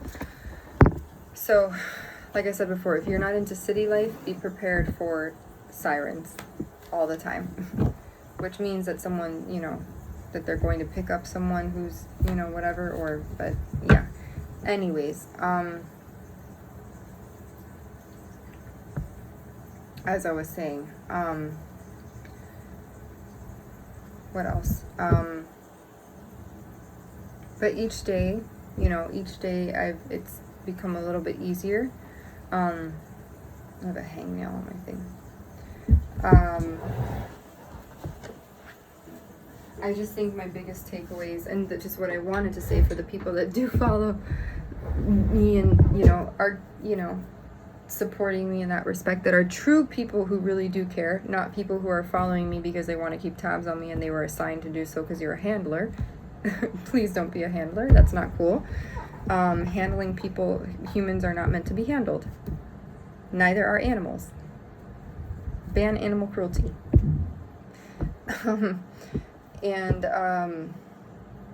Yeah, just navigating social media presence. Be mindful of who you talk to. I realize that I do give away my number too soon, even in dating and you know, like just in life, because I go, oh, it's okay, I've talked to them for a day, or, you know, they seem normal. After 2 days of talking to them, I can give them my number. No, don't do that. Just don't. You know, your safety is more important than just some person who's probably going to talk to you for 2 or 3 hours on the phone, maybe through text, and then the next day they're going to completely ghost you. That's usually what happens, I've learned, in the dating world. It's either, oh, do you have a Snap? Do you have IG?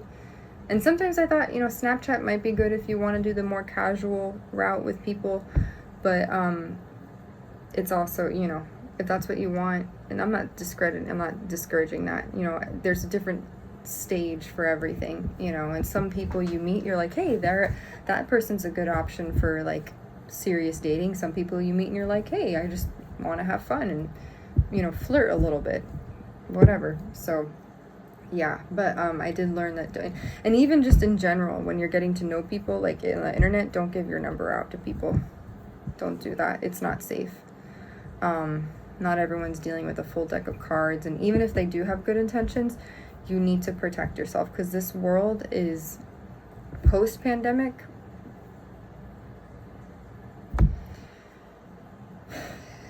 It's, you know, you grow up thinking people are one way, and then you become an adult and you realize that it's very different. Very, very different. You can be the nicest person in the world. You can have the best intentions, and you can meet the most demonic, devilish people you would never ever think to meet in your life. You can do everything right in your life. You can live by the book. You can, like for me, I was very big, like the 10 Commandments and, you know, the Eightfold Path of Yoga. And you could still be totally bamboozled and betrayed. They would say sometimes bad things happen to good people, but there's also that quote that says good things come to those who wait. So yeah, but just those are my key takeaways. And I also want to mention I probably will be vlogging less than I did before, just because, you know, there are, you know, for safety reasons and things like that, I thought it would be a good thing to vlog about my life and what I'm going through, just because I think I needed to, I just wanted to explain my side of the story, but sometimes when you over-explain, it looks defensive or guilty, and I'm not guilty of anything. I didn't do anything wrong. People made me feel that way. I know I was done wrong. And from a legal standpoint, I don't really know how to go about, I don't even know what I would do to go about that, to be honest. But no woman, no person should ever feel scared to step outside their home. Like, I'm not kidding. I'm so scared that at one point I thought if I date somebody and let's say they kiss me, you know, kind of that thing.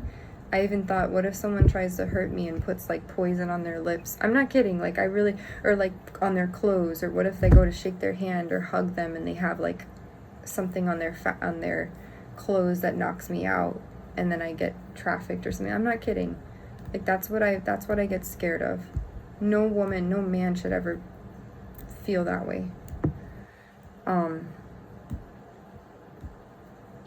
And I do get nervous about that. So,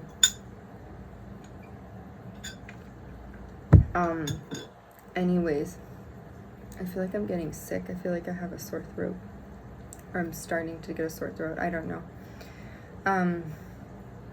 Anyhow, hopefully I don't have COVID or anything like that. That would suck. But, yeah. Just gonna be vlogging less. My hope is that I hopefully do I was offered a job recently, which is really nice. So there is hope for people. If you feel like you're being targeted or gang stalked, just know that there are good people out there who will give you a chance. That doesn't mean you, also, I just want to point out too, don't ever just take a job just because that's what's offered to you. Make sure it's the right fit. Interview them just as much as they interview you, because ultimately, if you're looking for longevity, you want to look for a place. If you're like me, I'm the kind of person that I ask, you know, what opportunities are there for growth?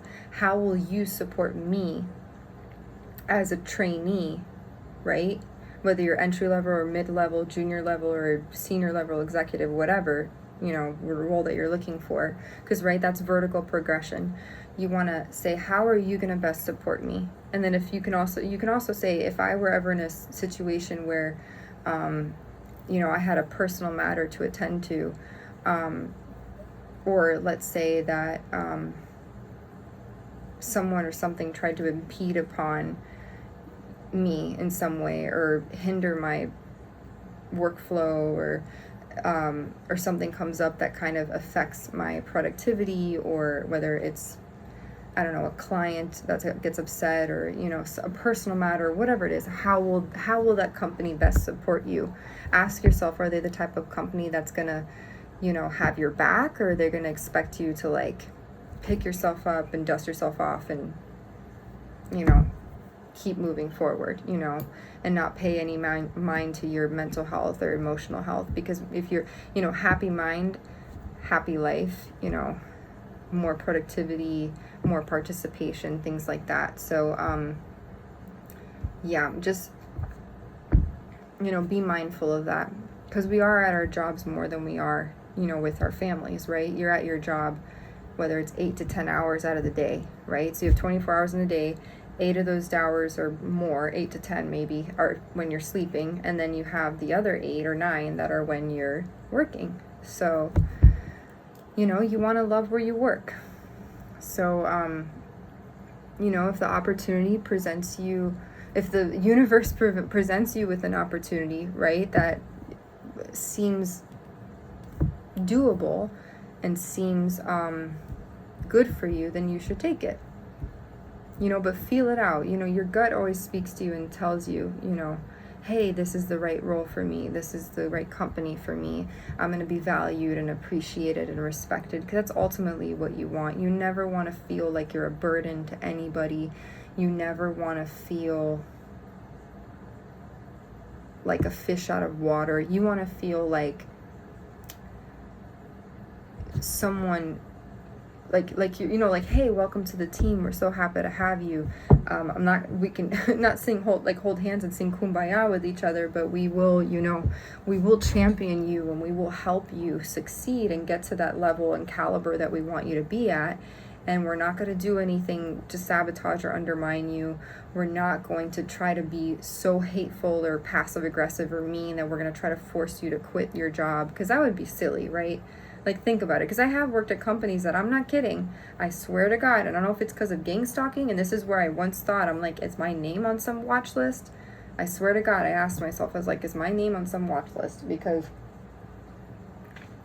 the way that I was being treated, it made me feel like, sorry, my lymph nodes feel a little swollen.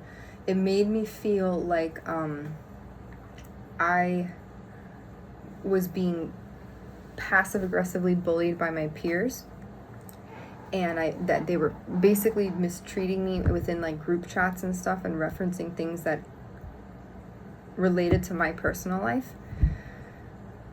And so I basically felt like it was in my best interest in some places to resign, because the work culture was so like toxic. Not necessarily the company, but the people that I was working with, and that was frustrating, if I'm being honest. So yeah, you want to feel it out. You know, you want to ask yourself, is this going to be the best, you know, move for me long term? So what else would I want to say? But yeah, for anyone out there that feels like there's no hope, you have to cultivate that hope within yourself, and you have to be a beast, but you have to be your own advocate. You know, honestly, unfortunately, but it's just, if you think that someone's going to come along and hold your hand and coddle you, I wish life was like that. That's what I did as a child life specialist. I didn't really hold anyone's hand, but I was I was a patient's point person. I was the one to be like, okay, like literally, well, sometimes I did have to hold their hand. I held a kid's hand, like when they were going to the OR. There was one girl who like held her stuffed animal and had her squish ball that I gave her stress ball, and I would, you know, hold her hand with her finger. And I would, well, when I did that, I would imagine my energy, loving energy, passing through from me to her. And I would tell God, she didn't know this, but I would pray secretly to myself with the patients that I worked with. I'd be like, please, God, let them be safe. Let them have a good surgery. Like, they didn't know that, but that's what I was doing when I was, you know, walking with a patient to the OR, or, you know, accompanying a mother to the pre-op room when her baby in the NICU was being taken care of. And I don't know, it just gave me some peace of mind. But that's how I live my life. If I could walk with someone and hold their hand and be like, everything's going to be okay, that's what I would do. But unfortunately, when you're targeted and gang stalked and bullied and harassed, people won't do that with you as an adult. They won't hold your hand and be like, I got you. You know, I'm going to be your friend, and you can trust that I'm not going to hurt you. And that's sad to me, because as someone who would offer that kind of, I want to say the word condolences, but solace, or not even just comfort. You know, I would offer that comfort to somebody. And unfortunately, because of throughout this whole experience, I really haven't gotten that. And in my mind, I don't know why, in my mind, I thought that when you reach out to someone, like with law enforcement or military or anything like that, automatically by default, I don't know, in my mind, I just imagined people,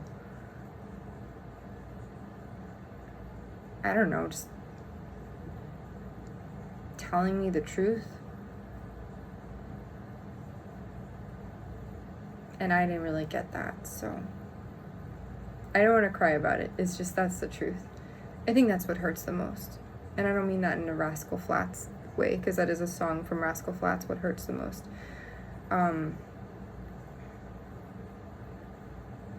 Because in my mind, I guess I pictured it being like, it's not like an episode of Law and Order SVU. It's more like you have to wait 10, 11 years for something that happened, so like 5 or 6 years ago.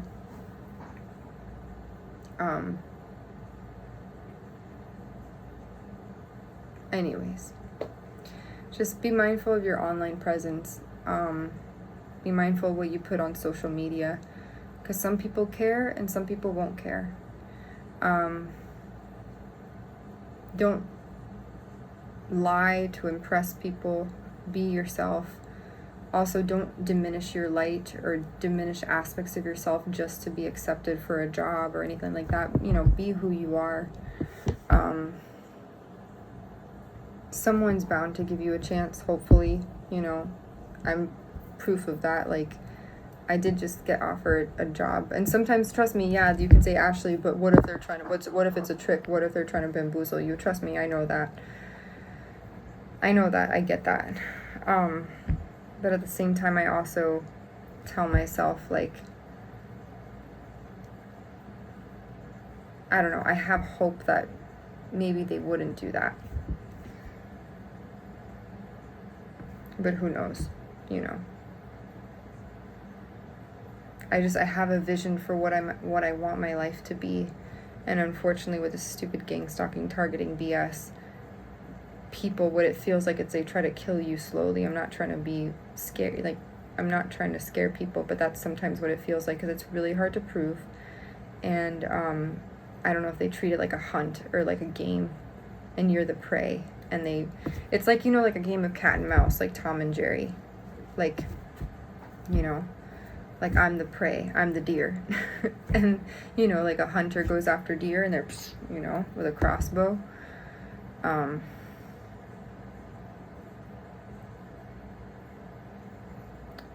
So, and I can't, relay that to a recruiter.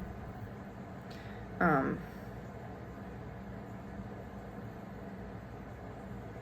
in the whole personal thing with, in terms of sex life and dating and all that, that's another thing that trying to navigate is kind of hard. Because sometimes I do feel like I'm being surveillanced. And I know, no, I'm not schizophrenic. I'm not, like, paranoid about that. It's just, intuition and energy doesn't lie. People do. That's why I like to say energy doesn't lie. People do. And, yeah. So hopefully, it'd be really nice to say, hey, oh my God, I went out on a date with someone. One day I can say, yeah, I got a job and I went on a real date with a man who had a real name, like who is who he says he is, and, isn't a jerk, right? And, bit by bit, step by step, and then I could say, hey, I went to an appointment and I had a doctor, like a real doctor, who I didn't feel like lied to me or was bamboozling me. And, maybe I move somewhere in a few months that feels like home. I don't know. We'll see. It would be nice. I do feel like, I will say this too, another thing I'm dealing with and encountering is I'm meeting a lot of people that I think, and at least this happened in the past, I don't know about now, I feel like I'm meeting a lot of people who are polyamorous, but they don't say that. I don't know why they wouldn't disclose that. Maybe, I don't know. I really don't know why. I don't know why that is, because I don't know. I don't know what they're like. What do you get? I don't know, unless they don't want to disclose that because they lose out on an opportunity to date somebody. But if that's their lifestyle, then it's just, that shows incompatibility. That means that we're not supposed to date each other. It looks worse when someone, like, you end up getting to know them and date them and maybe become intimate with them, and then you find out after that they're into, like, open relationships and polyamorous stuff. I still, for the life of me, I was honestly, just as an experiment for myself, like as a social experiment, I wanted to try. I know that's very against like Catholic Christian faith and whatever. I don't even know if it's part of Jewish. I don't even think it's part of Jewish faith, but like I've been interested in possibly trying to see what that's like, because I don't know. I feel like it's gained such popularity, and I don't know how satisfied couples are with their dating. Like, I don't know how it works. Like, do both partners agree to date other people? Are they happy in their relation? Like, what are the parameters? Is it just sex? Like, do you just, I don't get it. I don't know. Because then that would be cheating. Like, if you don't disclose to your partner that you're, like, interested in someone else, and you have, like, an app and you're talking to different people, that's cheating if the other partner doesn't know about it. Like, let's say there's a guy and he's, like, on Tinder or Bumble or whatever, and his girlfriend doesn't know about it, and he has another profile with a different name. Like, unless someone's doing it for, like, the only time that would be acceptable, like, the only time that would be acceptable is if someone is, like, let's say if someone's a cop and they're, like, doing an investigation and they're undercover, but then that's the only time I would say something's acceptable like that. But if there's people who are literally, like pretending to be someone else and catfishing someone, or, like, not even catfishing, like, let's say they are who they are, but they have, like, they already have a girlfriend or are married, and they just want to, like, have fun and get sexual release, and then I'm the person that they try to use that for. Like, that's not fair to me, because I'm more than that, you know. But I have wondered about that. Like, I have wondered if, you know, like, could that work? Like, how do they go about it? Like, is that swinging? I don't even know. I don't even know how that works. Because the girlfriend would have, the only time I've seen that is when there was a show on HBO called Three Women or something, and the couple had to agree, like, when the wife wanted to sleep with someone else, she would go to her husband and say, hey, I think he's cute, can we whatever, and then the husband would watch him, like, the wife hook up with. I was like, oh, so then they would get off at, like, I don't know. It's so different. It's so different. That's like if I had a boyfriend and I was okay with my boyfriend hooking up. I wouldn't, I don't know. I can't do that. You know what? I take it back. I can't do that. I can't do, like, I just put myself in my shoes. I'm like, let's say I had a boyfriend, right? And, oh God, I can't do that. Like, I wouldn't be able to do that. And let's say he wanted to hook up. Oh my God, I can't do that. Because then I'm imagining him, like, someone else sleeping with. I can't do that. There's no way. No way. I can't do that. Because I just imagine, like, if I loved someone and I cared about them, and then they're off hooking up, having sex, their body in another woman's. No, I can't do it. Nope. I forget about it. Not doing it. I was considering, I'm like, maybe, see, I'm thinking in terms of just talking, like, people talking to each other and hanging out. No, like, I imagine some guy hooking up with some other girl and being intimate. No, I can't do it. And any woman, by the way, if you're okay with that and you're a woman, then God bless your soul, girl. You do you, boo-boo, but, like, I wouldn't want, and plus for safety, for sexual reasons, like, that's not safe sex, because that's how diseases and chlamydia and HIV gets passed around. Because if you're swapping partners and their mouth is on some other part, then your mouth is touching the stuff that, you know, no, thank you. I'm good. So the open lifestyle thing, like, it's, now if people are like, oh no, but what if someone just watched us do that? No. That's why there's pornography. Like, I'd rather someone watch pornography than, yeah. So practice safe sex. Keep it within keep it within yourselves and your home. That's just my thing. I'm sorry. Like, no. And to the people out there who are in those things, I'm not going to judge you. If you make it work and you're happy in your partnership and your spouse once a month go to that swingers meeting, just be careful, because you don't want to get AIDS and you don't want to get an STD, or, you know, God forbid, foster a love child, or, you know, get some girl pregnant, because, you know, that's careless to me, you know, because there are people who will be like, oh, I just want to hook up with someone, and FUCK, and then, you know, a baby culminates from that, and people are careless, and no, I don't condone. I think that's wrong.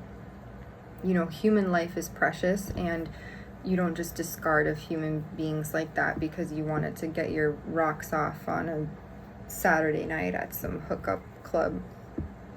No. That's where I say pornography is, you know, not like to indulge in it, but there's other ways, you know. That's why I am a firm believer. I think it's okay for when you talk about self-pleasure and stuff, and if you're an employer and you see this, please do not judge me on this. I've come a long way in terms of sensuality and stuff.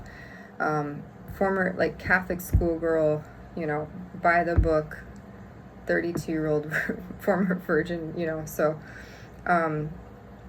I think it's totally normal to talk about intimacy and stuff, and I don't talk about it in a derogatory fashion. I talk about it in a very, like, graceful kind of way. So, yeah, but I don't think I can do the polyamorous thing. I really don't. I thought I could. I can't. I don't think that would work. Like, I can't be monogamous and then my partner be polyamorous and like, oh, I want to hook up with this. I you know, I'm kind of bored in our relationship. Can I go, like, no, then you're not a relationship person. Anyone who says, oh, I'm a relationship guy and I want a girlfriend, no, they want a guaranteed, steady FUCK person. That's not a girlfriend. That's a steady FUCK and a cash cow. Not to be rude. Because people that at the end of the day, when you have a roommate, let's just say, for example, hypothetical, right? Let's use a hypothetical, right? Let me see. I'm so hot. Let's just say, for example, let's say there's a guy, right? I did this before in another reading. I think it was a spiritual reading. Recent one, actually. Let's say there's a guy and he doesn't make, like, as much money as he wants, but, you know, he needs sex to, I always end up putting it on in this. Let's say he needs, he has a very strong libido, or, you know, intimacy is very much necessary for him to, like, feel at his optimal best, as most men do. That's totally customary and normal. But said person, you know, meets a girl, she seems feasible, like, you know, like, tolerable, but isn't, like, in love with her, but, like, you know, steady partner, whatever. And, you know, but he's bored. You know, they've had the sex and he knows what to expect and, you know, whatever. The woman doesn't knock his socks off. He's not, like, in love with her. He cares about her, but he's not in love with her. And let's say and then I'm going to wrap it up after this. Maybe this is someone's story. I always end up, when I bring up scenarios, because I am an intuitive, I do consider myself a psychic medium of sorts, so maybe this is your story. If it is, then whatever, do what you will with it, but just, and let's say this person, I don't know, you know, physical intimacy, I value physical intimacy. I don't know. I realize I love hugs. I love cuddles. I do love, I don't know if I like it more than, I think I like that more than the intimate parts of it. I love cuddling. I can't hold myself, but I do love cuddling. So anyways, not to get distracted, but, let's say he goes and, wants to, you know, he has this person, and let's say they live together, right? Let's say they split the rent. It's easier to do, right? Because now you have a partner, right? Like, you have a person who maybe you don't like them, but you love them, like, you're not, like, in love with them, but, like, they're there and they're your friend and you get along for the most part, right? But, like, the desire, it's just not there. That spark, right, is not there anymore. So the novelty of the relationship, that goes away. And that's when you know that it's not the right one, by the way. And I always tell myself that I never want to fall into that trap with someone. If I really care about someone, I want it to be like, not fireworks every day, but like, I don't know. I just want it to be in like, I don't know. I just think if you truly love someone, it's never boring. And you're not so obsessed with that person that you have to be with them 24/7, but you just, it's like when two souls, you know what I mean? Like when two souls meet. I don't know. I don't know. I'm so like, I've seen so many romance movies that it's like, you know, I don't know. That's the way I see it. But, and I'm not silly for believing that true love still exists, in my opinion. I think we lose that because life can get really hard. So people, and we get jaded. So like, people don't believe that that's possible. I do. Otherwise, musicians and storytellers and movie makers wouldn't make movies and plays about it and whatnot, and write books about it. So anyways, as I was saying, let's say this person, you know, lives with said person, and he knows that he's gonna get, sorry for being crude, but he knows he's gonna get some when he gets home. You know, he has a steady partner. Like, so let's say he isn't getting what he wants or whatever, but like, he knows he can have someone to fuck at the end of the night if he so chooses. It's not his ideal choice of partner, but it's just someone there, you know. And additionally, if they split the rent, then that's essentially, you know, and that's why I say that's a roommate, not a partner or a lover. I never want to fall into that trap ever with anybody. I would only move in with someone ever.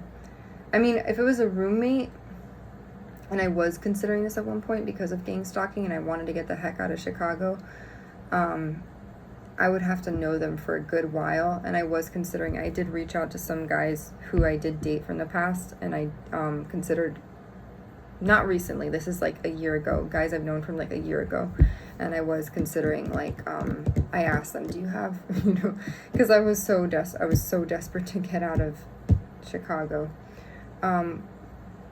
which my circumstance is very unique, by the way. I do not condone that for regular life, like with people. I don't condone you reaching out to an ex or someone that you were maybe intimate with from the past and, you know, considering doing that, because that is a huge risk. And life is not a fairy tale like that where you think, oh, I'm going to move in with them and then everything's going to be perfect. It's probably not that way at all, because you have to deal with bills, finances, utilities, just living, general living, groceries, you know, that's life. Buying groceries, getting gas for a car, taking your dog for a walk, cooking, cleaning, and then you have to merge your life with another person. That's what a roommate is. And then if they happen to be your partner and you love them, then good for you. But usually that's, you know, and then having to like label your food in the fridge. That's why I didn't want to do, initially I was considering Airbnb-ing. You know, they have like this ability on Furnish Finder and Airbnb where you can like live with someone, and it's like half the cost of what it would be if you live by yourself, but like that is a huge risk. And I was like, if I have trouble living alone in my own private space, imagine living with a stranger in their home in a state that I know nothing about. And some people, like, if I have trouble in a building where there's, you know, my own private space, imagine if I lived with a person that I don't know in their home and they have access to my food. And some people, they put a fridge in the room, you know, and they put a lock on the door, and I'm just like, I will never do that. If I ever room with someone or if I live with someone, I have to know them really, really, really well. Like, I'm talking interviews, I'm talking, or not even interviews, I'm just talking, like, really, really get to know them. Like, FaceTiming, in-person meetings, we have to be friends, like, it has to be solid. It's not like yeah. So I'm glad I came to my senses about certain things with people that I was considering doing that with from my past, and even my present circumstances. You know, because that's how you do end up killed. So, this whole time I've been trying to avoid and avert, death or getting killed or whatever, and scary circumstances, I would have fallen right into one, I think. So it really is a blessing, I think, that I, because you don't know people. I'm telling you. And also, another thing is, too, a really good test of character and a friendship is to see when someone doesn't get their way with something. Notice how they react towards you. That's the biggest thing. And also, will they help you when you're at your lowest? How do they react? Do they stay by your side when you're at your lowest, or are they only there when things are good? That's another thing to be mindful of. Because I noticed that there's been friends from my past who kind of went AWOL and never talked to me again, that didn't give a rat's butt, because I was really no more use to them, or I was just their entertainment. My drama, my life was their entertainment. It's the truth. So anyways, I feel really lucky and blessed that I've been protected. And sometimes I go, oh, why didn't that job work out? I wanted to move over there. Why didn't that work out? There's a reason, the universe, your higher self, your super soul self, as in Oprah, she calls Super Soul Sunday. I used to watch that show all the time. In fact, a lot of the stuff I've learned from spirituality was because of Oprah. So thank you, Oprah. I don't think Oprah doesn't know who I am, but I did learn a lot from listening to her and her her Super Soul Sunday show. And I hope Oprah is who she, like, in real life. Like, I hope she is like that, because that would be really heartbreaking to find. Because you never know, with celebrities and stuff, they portray themselves one way, and then in public, and then in person, like in private, they're totally different. But I don't know. But anyways, as I was saying, about the hypothetical. So let's go back to the thing about the polyamory, and then I'm going to sign off for now. That's my vlog for today. Because I haven't done one in a while. I haven't posted one in a while. But yeah, let's say, that kind of thing, and you consider that lifestyle to work for you, then you really can't say that to the people. I'm not trying to be rude, but to the people that say that they're in a relationship, I hate to tell you, you're not in a relationship. That's a throuple. Or a quadruple. I don't know what you call it, a throuple. That's like, the show Sister Wives, like when there's one guy and they all share the guy. That's not a relationship. A relationship is with two people. In fact, let's look up the definition of relationship. I don't like to ever relationship. Oh, two or more people. I thought it was with two people. But oh, okay, romantic relationship. Committed associations between two people involving emotional or sexual intimacy.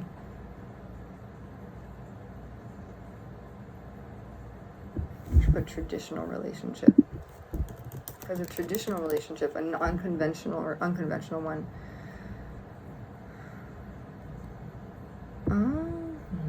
Interesting. A traditional relationship refers to a partnership structured around clear, historically rooted gender roles. Typically, the man acts as the primary financial provider and decision maker, while the woman takes responsibility for homemaking and childcare. But that's very 1950s, though.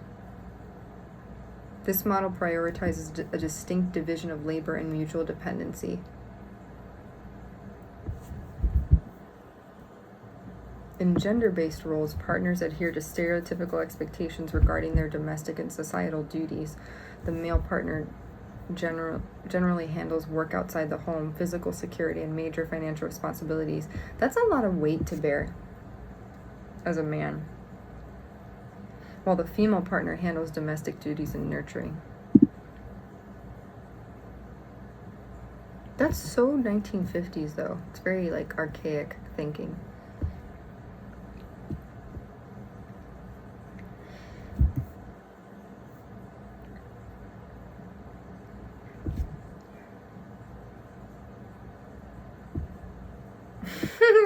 No way.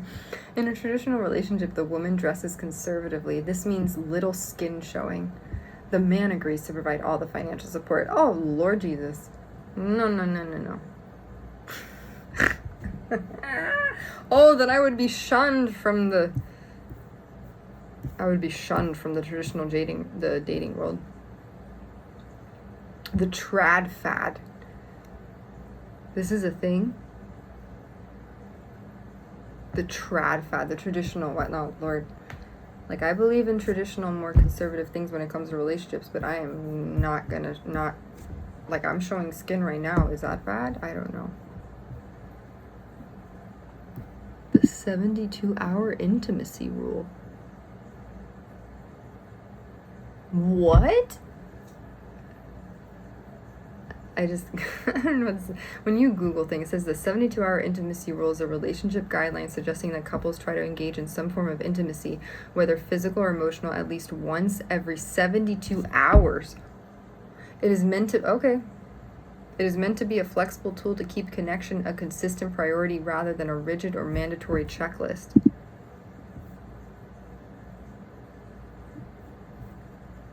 Okay. Okay then. Interesting. I don't know. You know what? I don't know. This is too much. This is all these societal norms, social mores and social norms that are what's the word? Not explicitly, outwardly, whatever, but just implied. Not explicitly mandated, but societally implied, if that makes sense. Meaning it's not mandatory to do this stuff. It's just implied, like you should have a traditional relationship. But I just think the whole polyamorous thing, I think, challenges that because, I don't know. I just think that's not a relationship. When you introduce another third person into the party, I just think that's not a relationship, in my opinion. It's like, that's not a relationship. A relationship is two people committed to each other. Like The Notebook. I know that's just a book, it's a story, but that's how I see it. And that is more traditional. And I feel like there's a lot of non-traditional things that happen in life. You know, that's a very, I don't know.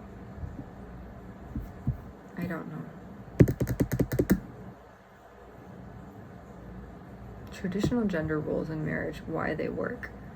Traditional roles are a beautiful way of ensuring those needs are met for all parties. It's so weird, though. Oh, my neck hurts. I just think, what? Living apart together. No way. It says traditional and non-traditional views about marriage. Living apart together, that is being in an intimate relationship with a partner who lives somewhere else, is increasingly recognized and accepted. That's not marriage, bro. The fuck? The only time that's acceptable is, like, to me, is, like, let's say someone's in the military and they get deployed. That's different. But, like, living, like, physically choosing to live apart isn't part of, like, when you're married or, like, you're supposed to do it. Like, bro. Oh, Lord. This is the moments where I tell my dog, I go, Bonnie, be thankful that you're a dog. Because you don't have to worry about this stuff. Oh, Lord Jesus. But anyways, as I was saying, with my hypothetical, thing with this person, let's name him Steve. No, not Steve. I don't like that. That's my uncle's name. Not that I don't like my uncle. That's his name. Paul. Let's call him Paul. Paul is in relationship with Gertrude. Not Gertrude. That's so old. I don't know. It's a girl with Emily. Paul and Emily. That's very plain, simple names. And Emily lives with Paul, and they have a somewhat decent relationship, but Paul is not happy, and Paul wants to see other people and see what's out there. So he presents the idea to Emily. Oh, hey, what do you think about, because my friend Timmy, or what's another guy named Seth? I don't know. Seth has an open relationship with his girlfriend. So I was thinking, you know, what do you think about spicing things up? And, you know, are you okay with the idea of me maybe, you know, with us both seeing other people and talking about it?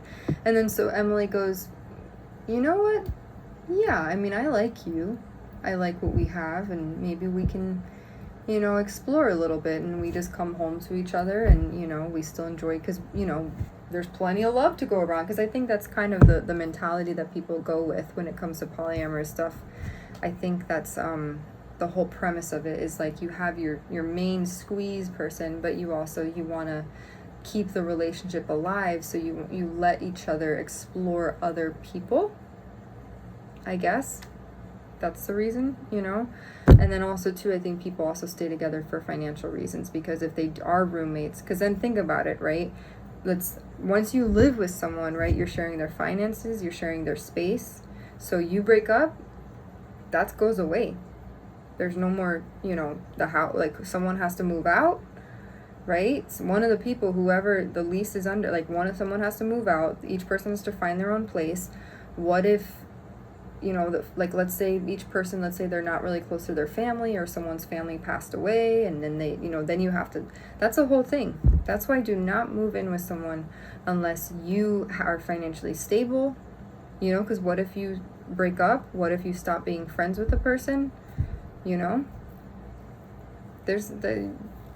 I'm just saying, you have to be careful and be mindful. So I'm going to take a swig of this over here. So yeah, had some, and this is for me, a little tidbit. I want to do 2 hours, 20 minutes. I always say it's going to be a short thing, and then I end up doing it longer. Thank God I don't have a podcast. If I have a podcast, I would have a lot to say. Yeah. So, I was considering, you know, I mean, polyamory kind of sort of, because I've heard so much about it, and I'm like, this open relationship stuff, I maybe people do it just because they don't, you know, I don't know, they want to explore other people, but they don't want to lose their person. But I see it more as, I think, a civil partnership, if anything, with their main person. And then, because to me, if you really truly love someone, you wouldn't want to share that person. Like, I know for me, I would not want, if I was in a happy, wholesome, loving partnership with someone, I would not want to imagine my person on top of another woman sleeping with her. Or a man, if he happened to be bisexual, then, because you never know, love is love. So if I don't know. I also would not want to be used as like a secret, unofficial surrogate for someone, because I thought about that too. Because what if I ever, you know, meet a guy, and let's say he was bisexual, and he's like, my partner and I want to have a baby, and we think you'd be the perfect person to have a baby with, you know, knock on wood. So, you know, I hope you're willing to, I'd be like, just get a surrogate? I don't know. Don't use me as like a stand-in like egg donor, you know, an involuntary unofficial egg donor, because that would not be cool at all. That'd be really weird, actually. Anyways, I hope that never happens. I don't think that would happen. But you never know. With my luck at this point, anything is possible. So, yeah, I don't think I'd be able to be okay with a guy, like, going off and hooking up with, and then also bringing, like, someone else into the mix. Like, I don't know. Anyhow, if you are someone who's polyamorous, just know I don't judge you. If you're into the swinging stuff, I don't judge you. I think intimacy is a beautiful thing. It's a great way to connect with your partner, and I hope more people do that, and they do find novel ways to keep things interesting. And,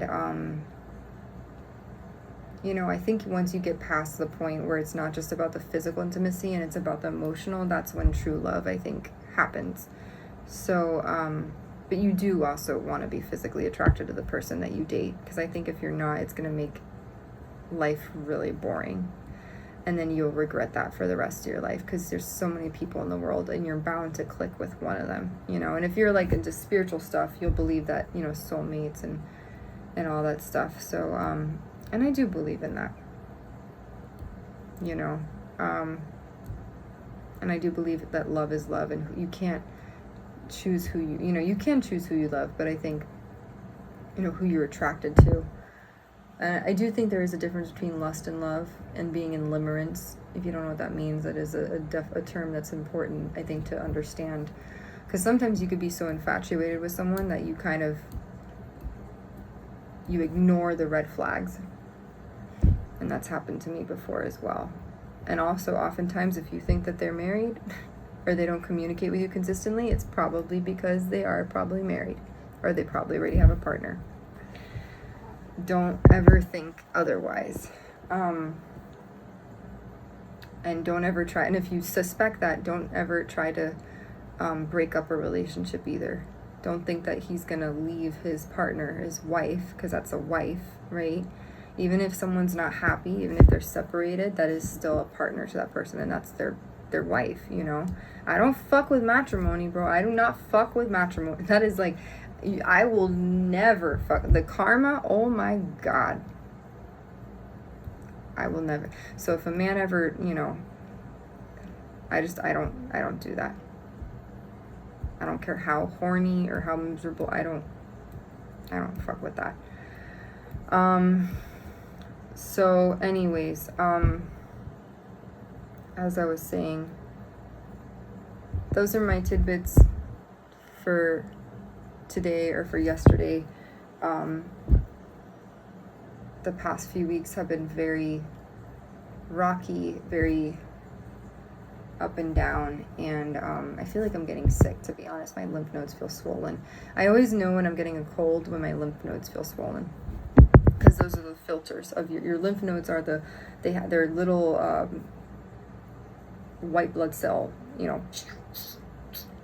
they go to fight for you in your body.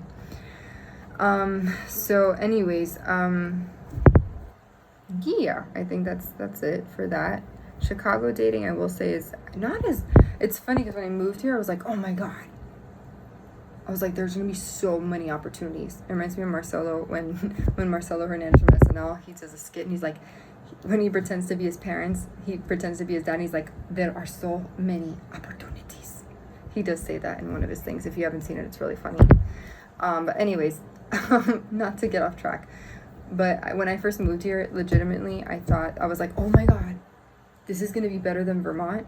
It's going to be better than Indiana. It has been so hard. There's so many men, but they're not like high quality men. You know what I mean? They're not like, it's either the douchey guys who are like in the thing with the selfie and they're like, with their thing, or like you can't see their face, or they do this, I don't know what's up with the middle finger thing. That's kind of weird.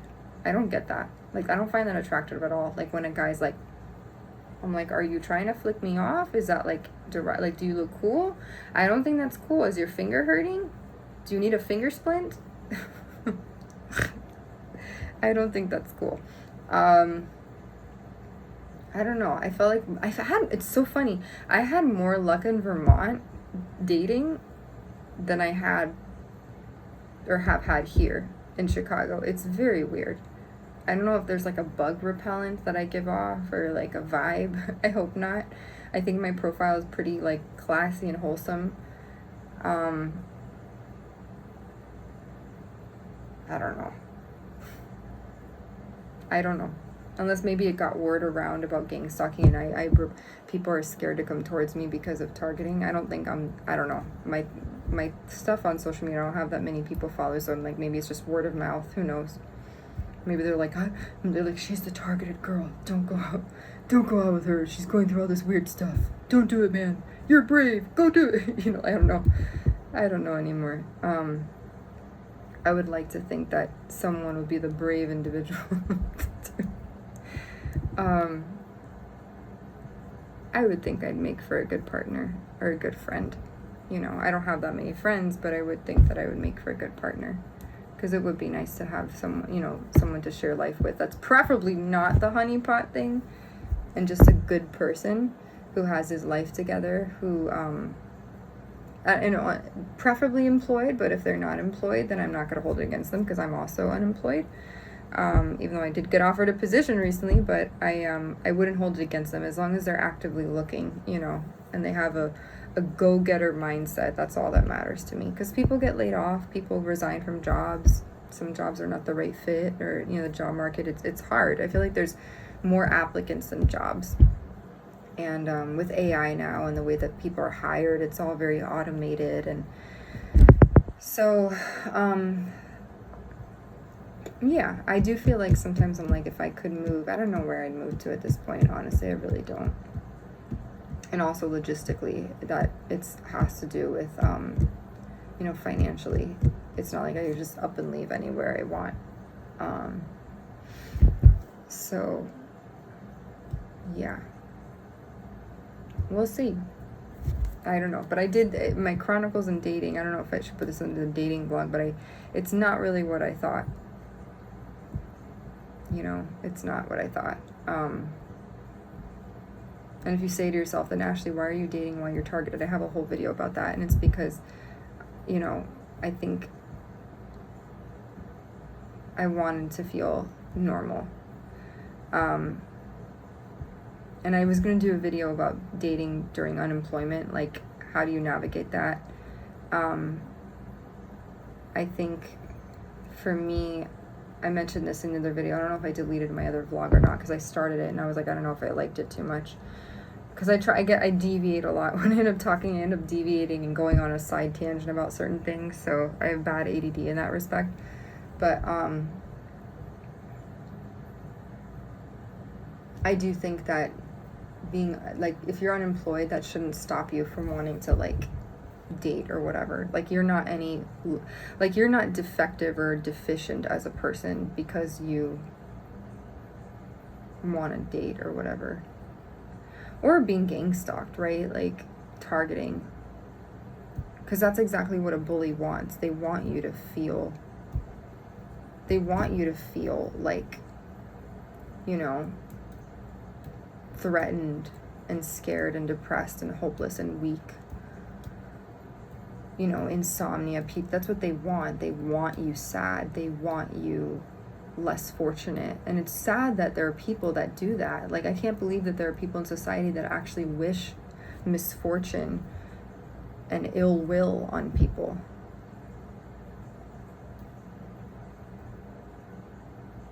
Like, that baffles me, that there are people who actually wish ill upon other people. Like, there are people who actually, like, want harm to come to people. That I will never understand. Like, there are people who will sit there and plan out, how do I sabotage Ashley, whatever, how do I sabotage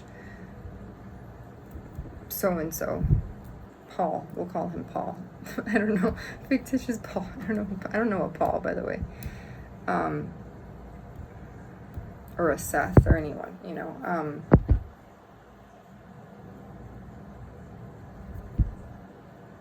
Because to me, you want to champion other people, you want to support other people, not bring them down.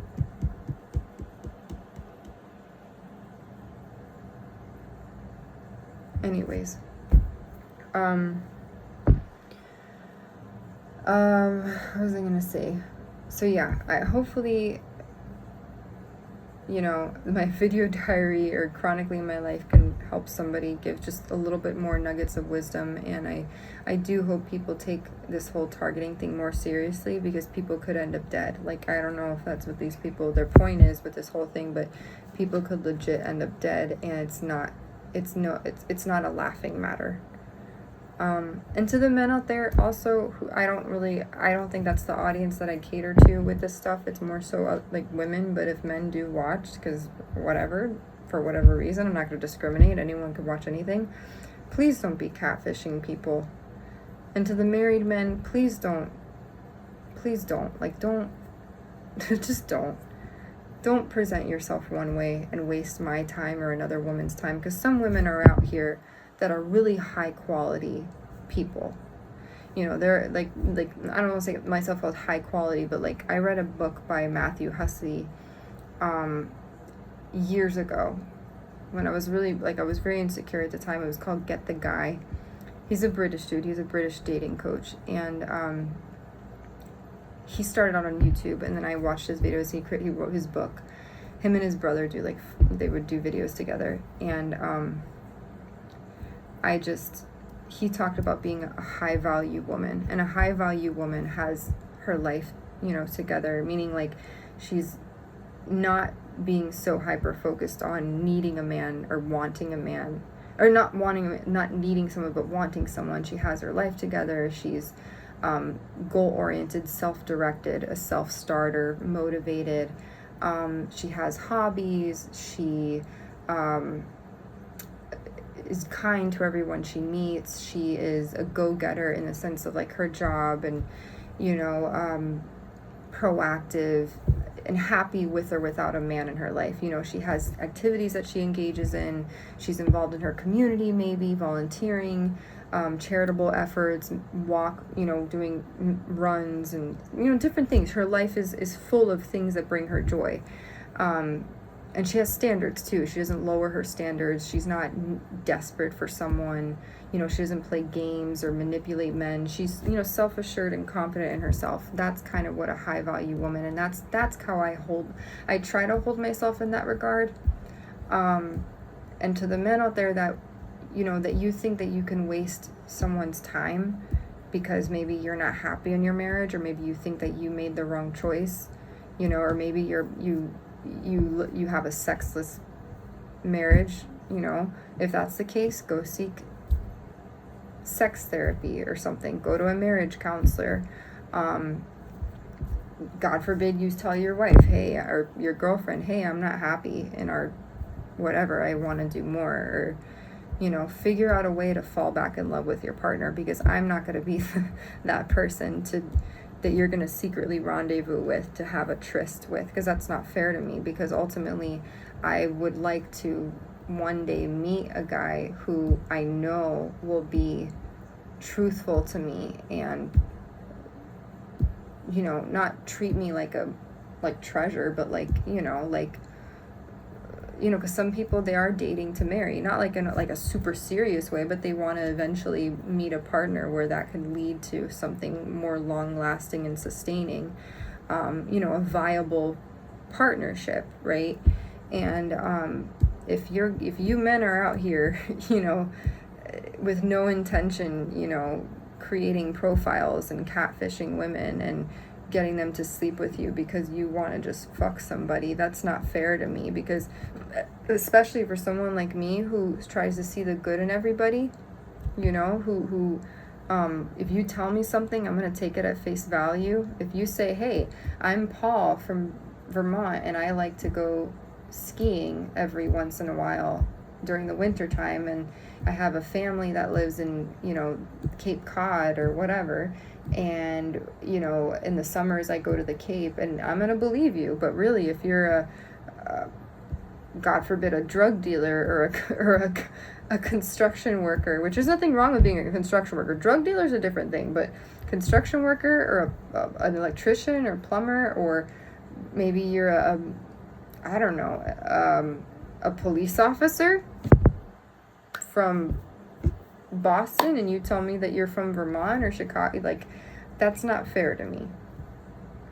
It is not fair to me at all, because you're going to waste my time and you're going to prevent the right person from coming into my life, and I don't want to be someone's plaything, and some people, I will say, I do recognize that some people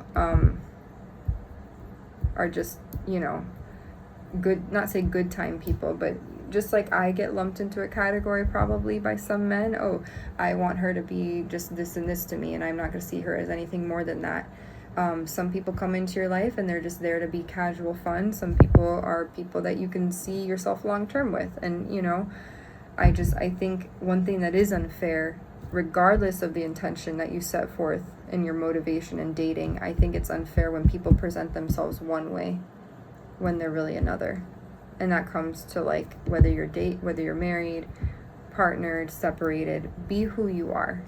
Because I have seen that there are some men who do follow my channel just because they've commented and it says they have their picture and it looks like, so I think just be mindful of that, because I don't think that that's fair to lie like that. And plus, that's like the worst way to start off a relationship or any sort of connection.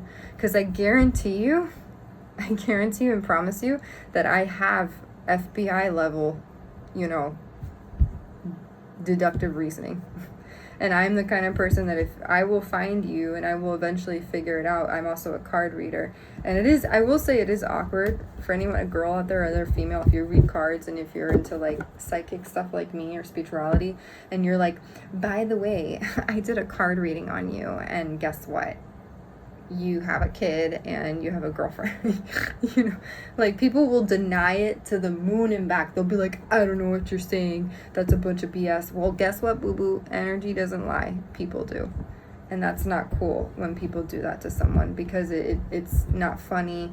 It's not a funny joke. It's not a thing to test out on someone to see if they're how spot on their intuition is. You know, I'm not some person that you can prank or test, you know, do a funny joke with. You know, humans are people, and humans have emotions and feelings, and someone who's respectful of those emotions and cognizant of those things would not ever trick someone like that. Because I wouldn't do that to you, so I expect that others won't do that to me. It's not all just fun and games, you know. It's you know, at the end of the day, we're only given X amount of years, right, on this earth. If we're lucky, 95 to 100. And out of those 100 years that you're allotted and you're given, you're going to be young for, like, what? Till you're like, considered young, right? A young adult is, like, till 25, 26. And then once you get to, like, 29, 30, then you're middle age, or, like, 35. And then you're in your 40s and then 50s. I'm not, you know, if you're in your 40s and 50s and you're still playing the field, and I recognize now with dating, like, I'm going to probably be in the area of people who either are divorced or just, like me, chronically single because they haven't met the right person yet, and they may have high standards and stuff like that. Or they just went through some trauma and stuff that kind of prevented them from maintaining or sustaining a long-term connection, or having one for that matter. So, yeah. I think that it would be in everyone's best interest to stop. I know I can't stop the world or men from being catfishing, or women catfishing too, because I can't just, like, subject it to men. I'm sure there's women that do the same thing to guys, which would be weird. But, like, to the men out there, please give some women hope. Please be the reason where you can say, hey, yeah, it worked out. And, you know, like, you can say, I don't know, just be, like, if I could paint the picture of, and I know this sounds like a very idealistic thing, and I'm not trying to be an idealistic optimist here. I'm not trying to be like, everything's like Disney and sunshine and roses and butterflies, but, like, I do believe that there are people who can have long-lasting, like, formidable, meaningful relationships with people if you try, you know. I do think that's possible, in my opinion. And to waste someone's time with jokes and dishonesty it's not really fair, in my opinion. Because you're gonna meet someone like me, and when I meet someone, I give all of myself, meaning, like, I come as I am, and I don't play games, I don't manipulate. I'm very straightforward and candid. If I'm talking to different people, I will tell you and say, hey, I'm talking to different people because I'm trying to see and sift through who I like the most. You know, like, I'm trying to find the right person to match, you know, because at the end of the day, the clock is ticking. I never realized. I was like, oh shit, I was like, I'm in my 30s, the clock is ticking, you know, which is frustrating to even have to think about it that way. But, and I thought about this because I was watching the show New Girl. You know, I started to rewatch that show, and there's an episode with Cece, who's Jess's best friend. She's like her model best friend or whatever. And she went to the gynecologist, and the gynecologist told her something about her eggs, and that, you know, she needs to start, I don't know what happened to her eggs. It's something with her egg reserve that she needs to, I don't know. She just started to be more conscientious about her reproductive system and fertilization and whatnot. And I was thinking about it. I'm like, oh shit. I'm like, I'm going to be 35 this year. And I'm like, I need to, not, you know, I don't know. I just, but I also, because of gang stalking and targeting, I also don't want to, I realize that I can meet the wrong one, and then I don't want to have a kid or a baby with the wrong person, you know, even if it's for like casual hookups or whatnot, because that could happen, you know, because sex leads to babies. And I would never want to bring a child into this world unless I know I'm in 100% good health, that I'd be in a safe space with someone who is safe for me, because safety is really important to me. As of recently, especially, safety is super important because I felt really unsafe as of recent. So meeting someone who can make me feel that way and have it be genuine is of the utmost importance. And that starts with catfishing, because I've met several people who I'm like, I don't think you are who you say you are, or I think there's something about you that you're not being totally honest with. So, and other women could agree with me, because I'm sure there's plenty of women out there who's also encountered the same thing as me. So yeah, here's to solid partnerships. We're at the middle of the year, right? We have July, August, September, October, November, December, right? We're 6 months till Christmas. Half of the year's over. 2026 has flown by, and it is like Christmas in July, I guess. You know, there's that thing on TV, Christmas in July. So, you know, it's exciting. 6 months till Christmas. I love Christmas. It's like my favorite time of year. Anyways, and I don't know if I'll still be here during Christmas time. I don't know. Well, no, like be here in Chicago, not like, I hope I'm still here during Christmas time. Please, God, let me still be here. Because I never know. You never know. Yeah, I think we all allow it. We owe it to ourselves. And if you ever want to know something, if a man and a woman can climb the Eiffel, no, I was going to say, oh my God, the Eiffel Tower. I was going to say climb the Eiffel Tower. If a man and woman can climb the Empire State Building, maybe someone wants to climb the Eiffel Tower. Who knows? Maybe they're going to climb the Eiffel Tower soon. But if a man and woman can climb the Empire State Building and he can propose to her at the top, which I'm sure, I don't even think they probably planned. I think he probably did that as a last minute thing, you know, then surely a man can go out of his way to, you know, make an effort to get to know you. So that's how I see it. And I've also seen videos too on Instagram where the people go like, what do they say? They've said,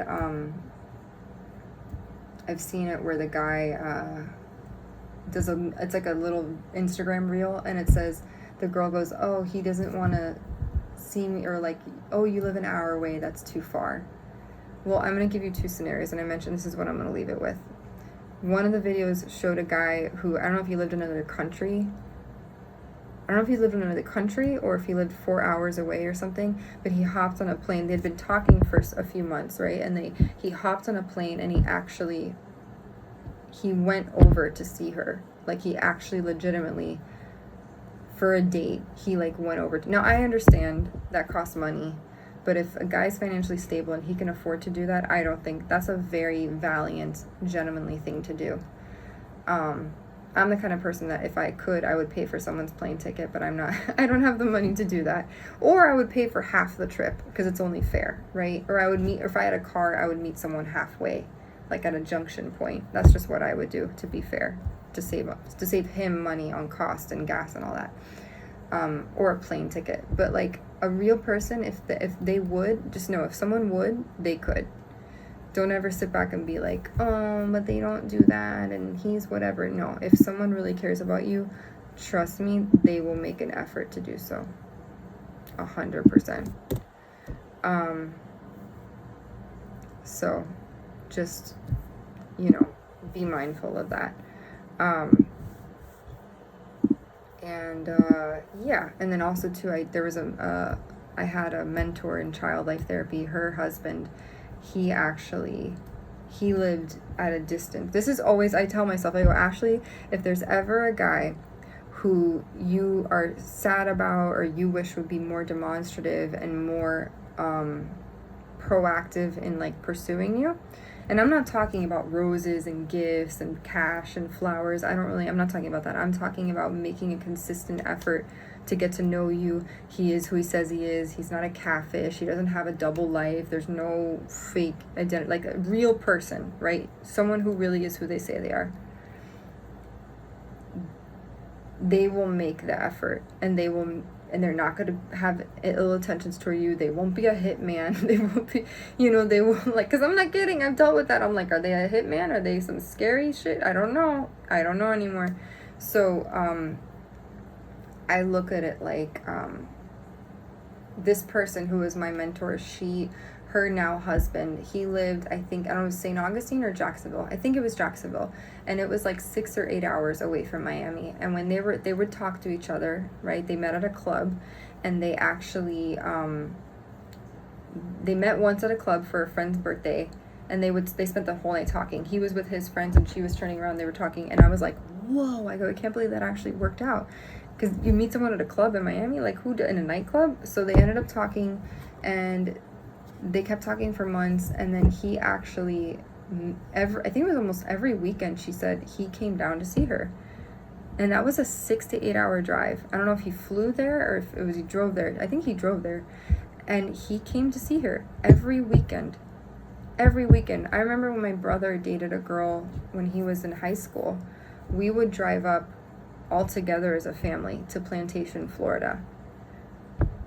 And I'm not kidding, like we drove to Plantation, Florida, and we would hang out with her family and her, and we would have dinners, lunch, brunch, and he made the effort, so it was pretty remarkable. Like, so my point is that when someone really cares about you, they will make the effort. Someone will show you how much they're interested in you. My power just like my power went out for like 2 seconds. When someone really cares about you, they will show you. Like, they will literally make the effort. Oh my God, the light is brighter now. That was helpful.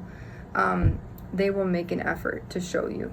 And if they don't do that, then that means that they don't really care about you, or there's something in their life that's preventing them from doing so, which is usually another person, or maybe a place, or a thing, or a family. So I try not to get too caught up in like La La Land, where I'm like, where I'm like, oh, but I'll give him a chance. And he, because I'm holding my deck of cards. Speaking of romance, I'm holding my romance deck of cards. But there is a term, I don't know where that card is. It's called benched, or like breadcrumbing, when someone will keep you in their life, like they'll give you as much attention as they need to keep you hooked in, and reel you in, but they won't. It's like breadcrumbs, right? When you think of breadcrumbs, it's not a whole loaf, right? It's like little breadcrumbs. It's not like, a whole thing, because probably he's giving his whole loaf to someone else. Because if you were really truly a priority, they would be devoting all the time to you. So if they're, only giving you little bits and pieces and crumbs, then guess what, my friend? Then that means that you are not a priority in their life, that you are an option. And I don't know about you, but I don't think you want to be an option. I think it's okay to be an option when you're getting to know people and if you match with different people. But once you get to the point, if you're consistently talking to someone for at least even a month, because now in dating world, if you're talking to someone consistently, consecutively every day for 4 weeks, which is 30 to 31 days, that's a big deal in dating world. If it gets to 2 months or 3 months and you're still like talking to multiple people, that's a little bit sus and a little sketch. I'm just gonna be honest. That's a player. So try to narrow it down. So yeah. But I have yet to meet someone in Chicago, and you would think there's so many people in this city. I can't get a feel for it. It's very different. I don't know. Chicago is so interesting. And it's so funny because I wanted to move here so bad years ago. Oh my God, I wanted to move here so bad. Like, I legit was like, when my brother moved here, he lived in a beautiful high-rise called State and Chestnut. And I don't know. Maybe it's just because of everything I've gone through. I haven't been able to enjoy it as much. But, like, I don't know. Just things change. Priorities change. Preferences change, you know? So what once seemed like a really wonderful thing, now it's like city life city life scares me so much. I don't know. It's just, it's like a concrete jungle, you know? And it's just like, I don't know. I don't want to put the city down because it's a very vibrant city. It's very multicultural. There's always something to do, you know. I just, because of my experiences, I don't want to label it and say, oh, Chicago's bad. It's just maybe not my cup of tea. It's just, I've also been through a lot. It's a very noisy, crowded city, and I can't deal with a lot of people at once. I just get overstimulated and overwhelmed. So it's just a lot of energies. I pick up on energy very easily. So I'm trying to find a place or even a country that would feel safe and that would feel not so reclusive where I'm like cut off from the world, but like, I don't know, somewhere where I can and I don't know if that's the US. I don't know. In my heart, I always felt like I belonged somewhere else, like in a different country, or, you know. And I don't want to go somewhere that's so highly westernized or industrialized that it's like, you know, it's, yeah, I don't know. Anyways, I'm not going to get into that. My point in saying is, I think the biggest takeaways from my vlog today are that you want to be mindful of your online presence. You want to, but you also don't want to diminish your authenticity or, you know, adjust or alter yourself or your persona or your behavior because you want to be more socially accepted, whether it's by your peers or by an employer. You want to be who you are, but you also want to be mindful of what you're putting up on the internet because that stays forever. No matter what you think, our data, everything gets tracked, everything gets saved somewhere in these supercomputer like things. And so yeah. And when you feel, and then in terms of dating and stuff, if polyamory is your thing, if you make it work, I'm not going to judge you for that, as long as you're not like, as long as people are open with each other, you know, because my life path is different from other people's life paths, you know. We all learn our own lessons in our own way, and you know, what works for you may not work for me. And I told that to my parents recently. I was like, listen, what works for you and what you guys like may not be what works for me, you know. They like the city, I like country style living and the beach. Like, I like beach and country, kind of. I don't know if it's funny because I lived in Miami my whole life and I barely ever went to the beach, and I got invited to go to the beach a lot. Like, when I was a server, there was like some people that would be like, oh, let's go to the beach, Ashley, let's go. And I'm like, no, I didn't really want to. And plus, that was Miami Beach. Miami Beach was super crowded and busy, and I prefer more like a quiet beach, you know. So anyways, we'll see. I don't know what life has in store. I do feel like my soul yearns to be somewhere else. I don't know. We'll see. But that all requires money. So, and I don't really have a lot of that right now. I'm hoping one day I can, I don't know. And I'm the kind of girl or woman, like, I don't believe in, like, you know, women my age now, especially, one of their requirements would be to, like, marry someone that's rich, you know. That's like you would say, oh, be a sugar baby, be a whatever. I don't believe in that stuff. I don't believe in using anybody for their money. That's just not my thing. Because then that's just out of convenience, and that's a transactional partnership, not a partnership based off of love. So, and I don't believe in that. I am one of the few people that I do believe that true love exists. And I don't know. Maybe that's a crazy idea to try on, but that's what I think. So, again, I hope that helps somebody. Oh, my neck. And I didn't realize it was 3:20 in the morning.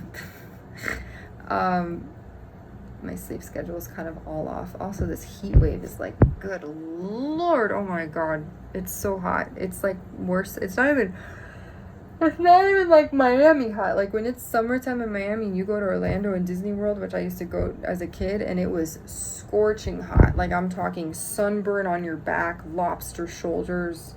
You know, you see the guy with the big camiseta on and you see his big shoulders and it's all burned kind of thing. No, I mean like this is hot. Like not like there's hot and then there's humid, like muggy, like humidity in the air hot. So, I don't know when that's gonna, you know, I don't even know. I think it's like everywhere.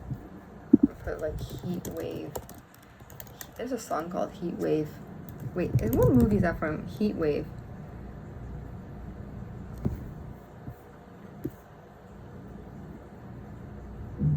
Oh, there is a song by Glass Animals. All that I think about it. That was in that movie. Oh my God, I got obsessed with that song for like a little bit. It was in the movie the Peter Kavinsky. What was his name? With the little girl, To the Boys I've Loved Before, or All the Boys I Liked Before, or I don't know what it's called. So all the men I don't remember what it's called. She writes a letter to all the people. What's the guy's Peter Kavinsky? Peter Kavinsky, that's the guy. Oh my God, what was his name? Noah something.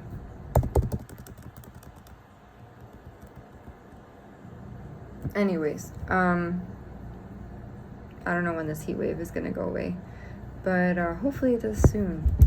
And I forgot what else I was gonna say. In Europe, is there a heat wave in Europe? No way. No way. No. No. Oh my God, there's a heat wave in Europe too. Oh wait, Eastern U.S. broils after heat wave kills over Oh. Why is it so hot? Why is this happening? This is weird. That's crazy.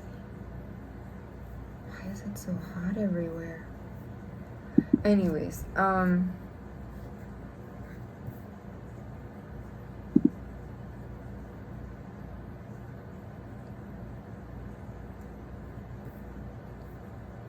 that's sad. Oh my God. Anyways, oh my God, Spain heat wave kills over 1,000 and second hottest June ever. Wow, that's really sad. Oh my God, 1,000 people have died. That's sad. See, to me, that kind of stuff, when I read it, it affects me and then it makes me sad. And I don't even know these people and now I feel sad.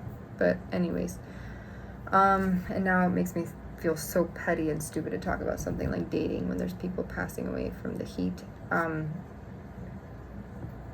Anyways, I will say I second what I said about everything that I said. So anything else I wish to mention? I think that's it. I'm grateful to be alive. I'm grateful that my dog Bonnie is alive, and I am trying to do my best. And when it comes to food, I have gained weight. I weigh 107 now. I was 88. I was like 86 pounds. It was back in May of this year. It was in May or March. No, it was May. I was 86 to 88 pounds, which was really sad and terrifying. I felt like a concentration camp victim from the Holocaust. And I forced myself to eat, even though it was painful because I felt like I was being poisoned. And I don't know how to explain poison to people. It feels like your insides, like shards of glass piercing your veins and your skin. And your veins get constricted and it feels hard to breathe. So I just pushed through it. and my heart felt like it was being squeezed and constricted. So I pushed through it. And if you say, then why are you eating? Well, I need to eat to live. So, and then if you say, why are you dating? Well, I want to feel normal. So, and I deserve that. I deserve to feel normal. I've been through a lot of shit the past couple of years. So, yeah. And, oh, and my hair, I want to know about my hair. My hair was kind of, you can kind of see that, right? I didn't show my little toupee that I have in the corner. And if you say, oh, take biotin, well, I'm kind of scared to take vitamins because when I took vitamins, I bought vitamins at a Kroger in Indiana, in Greenfield. And that was really scary. They were purple. They were literally the color purple. And I felt like that was kind of weird. But I felt like almost compelled and like drawn to them. I don't know why. And they were supposed to help with like cardiovascular health and bone health. And then I had them, and then 3 or 4 hours later, I went downstairs to clean stuff in the basement. I also think I was exposed to some sort of weird vapor downstairs in that Airbnb. And I don't want to talk about it too much, but I felt like I was going to faint and pass out. And by the grace of God, I didn't pass out. Thank God. And I lived. And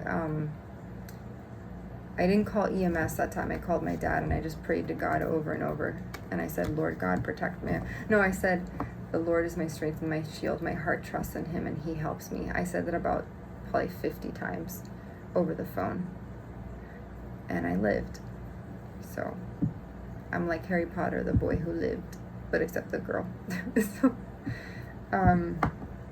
So I've come a really long way. And I feel really blessed to be alive because it could be different. And I feel like a cat with 9 lives sometimes. 9 or 10 or 11 or 12 lives. I still don't know what's going on inside my body. You know, I did a blood test like a few weeks ago, several weeks ago, and I didn't do anything. I don't know if I tested heavy metals and stuff. I did do one heavy metal test, and it said that I had a shit ton of aluminum and iodine in my body. I don't go figure. I have no clue how, but I did. And I don't know if it tested for mercury or anything like that.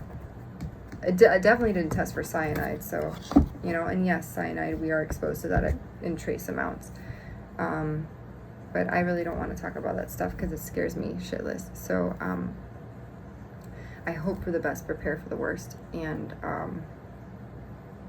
I'm hoping one day I can find safety and peace if, you know, the people who are doing this to me stop doing it one day. But we'll see. You know, but in the meantime, I'm going to try to do my best to keep my wits about me, and I don't know. Just keep trying, you know.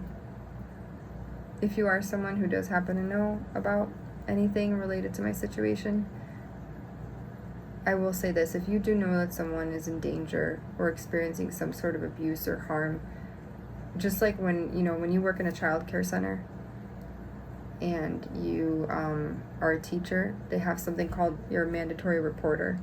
And this goes for like when you work with kids in a hospital too. If you see especially like a child that's being abused, it is your responsibility to report that. I'm not a child. I'm a young woman. Like I was gonna say a young adult, but if you happen to by chance, let's say, watch my channel and you are someone that knows about what I'm going through, please don't just sit back and, you know, watch and just like do something about it, you know, or even just, you know, tell me the truth, because I feel like there's so many illusions and lies that I've been tricked and duped and scammed and betrayed. Like I still have $5,000 in my bank account. I don't even know why it doesn't go away, but I recently got scammed with a job that I applied to for a preschool position. It was a remote position, and they said, here, deposit the check so you can buy the equipment or whatever that we need you to get, and it was for an administrative role at a preschool, remote one.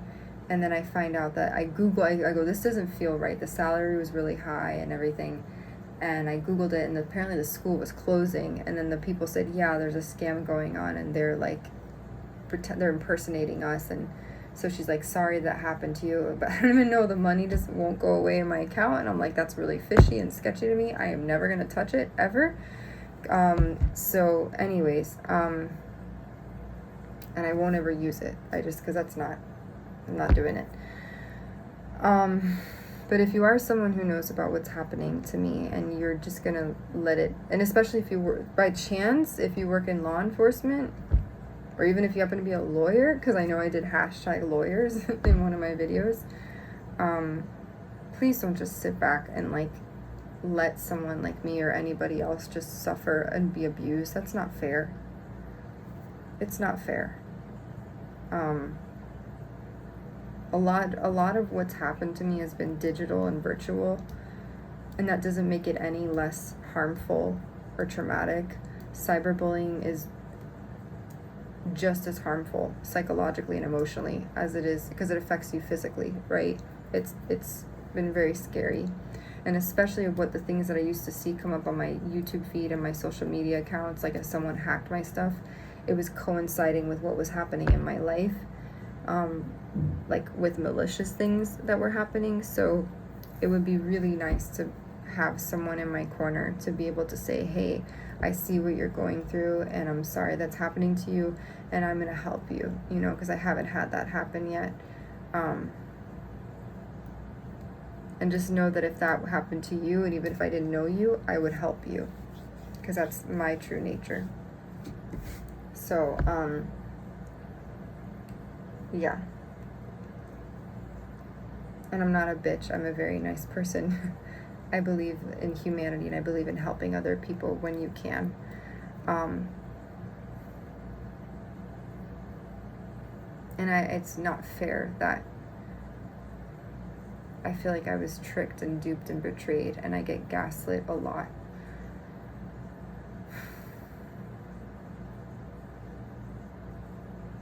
And I don't deserve that. Like torture and abuse and all that.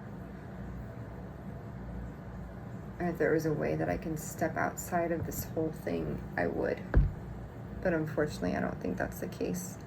And I think people enjoy, honestly, I think people enjoy the drama that comes with watching this whole thing play out. And that's disturbing too. Because instead of looking at it as entertaining and dramatic, because I'm the one living it, and if that is the case, if there are people who are like, oh, let's tune in, like there's what's that movie, The Truman Show with Jim Carrey, where people like were all watching his life play out, but they weren't ever saying anything about it. They were just watching him because they enjoyed watching him, but no one, one person, it was a lady who truly loved him, that tried to warn him and say, hey, this and this is happening to you, and then they labeled her as being crazy and whatever, and they're like, oh, she's not on her meds, and she's crazy, and she tried to tell him, as best as she could, and then he ended up figuring it out anyways, on his own. I don't know how he did, but somehow he started to piece things together, and he felt like, oh, something doesn't feel right, and he eventually was able to leave that, his life that he had, that the guy in the sky, Christoph, created, whatever.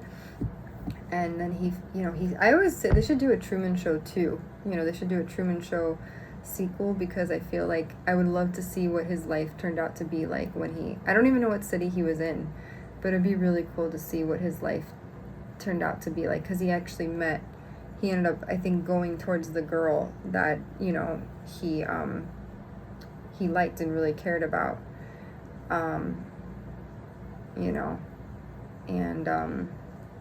I don't know.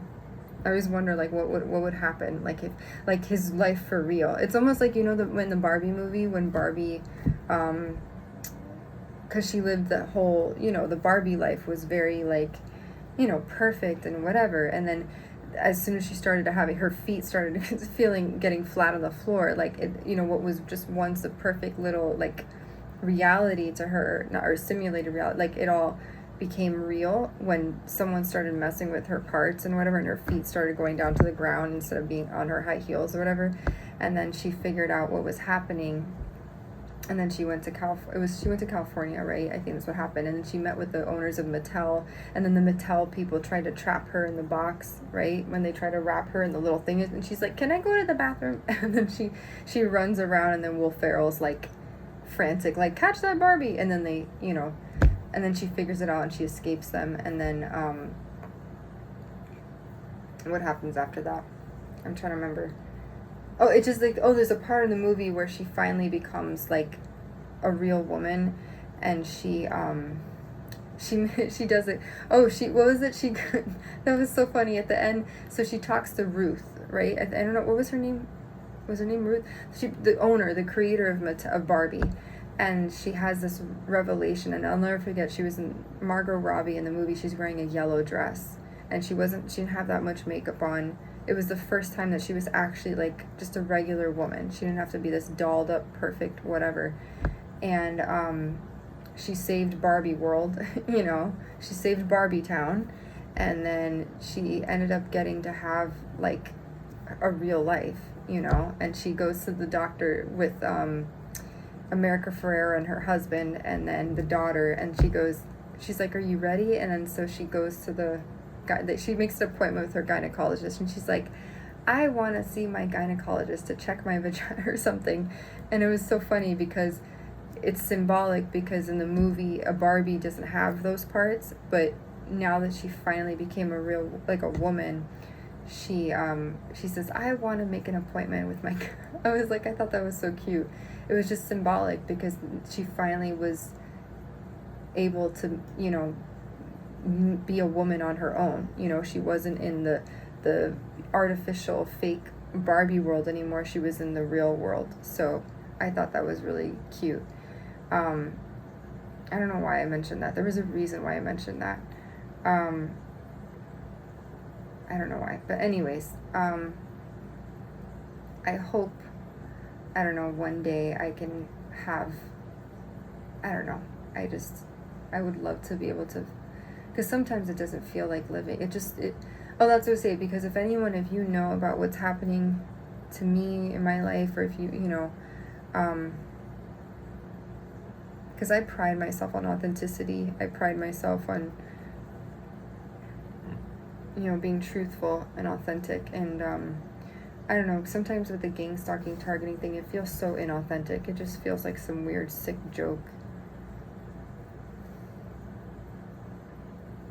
And I don't know how to escape from that,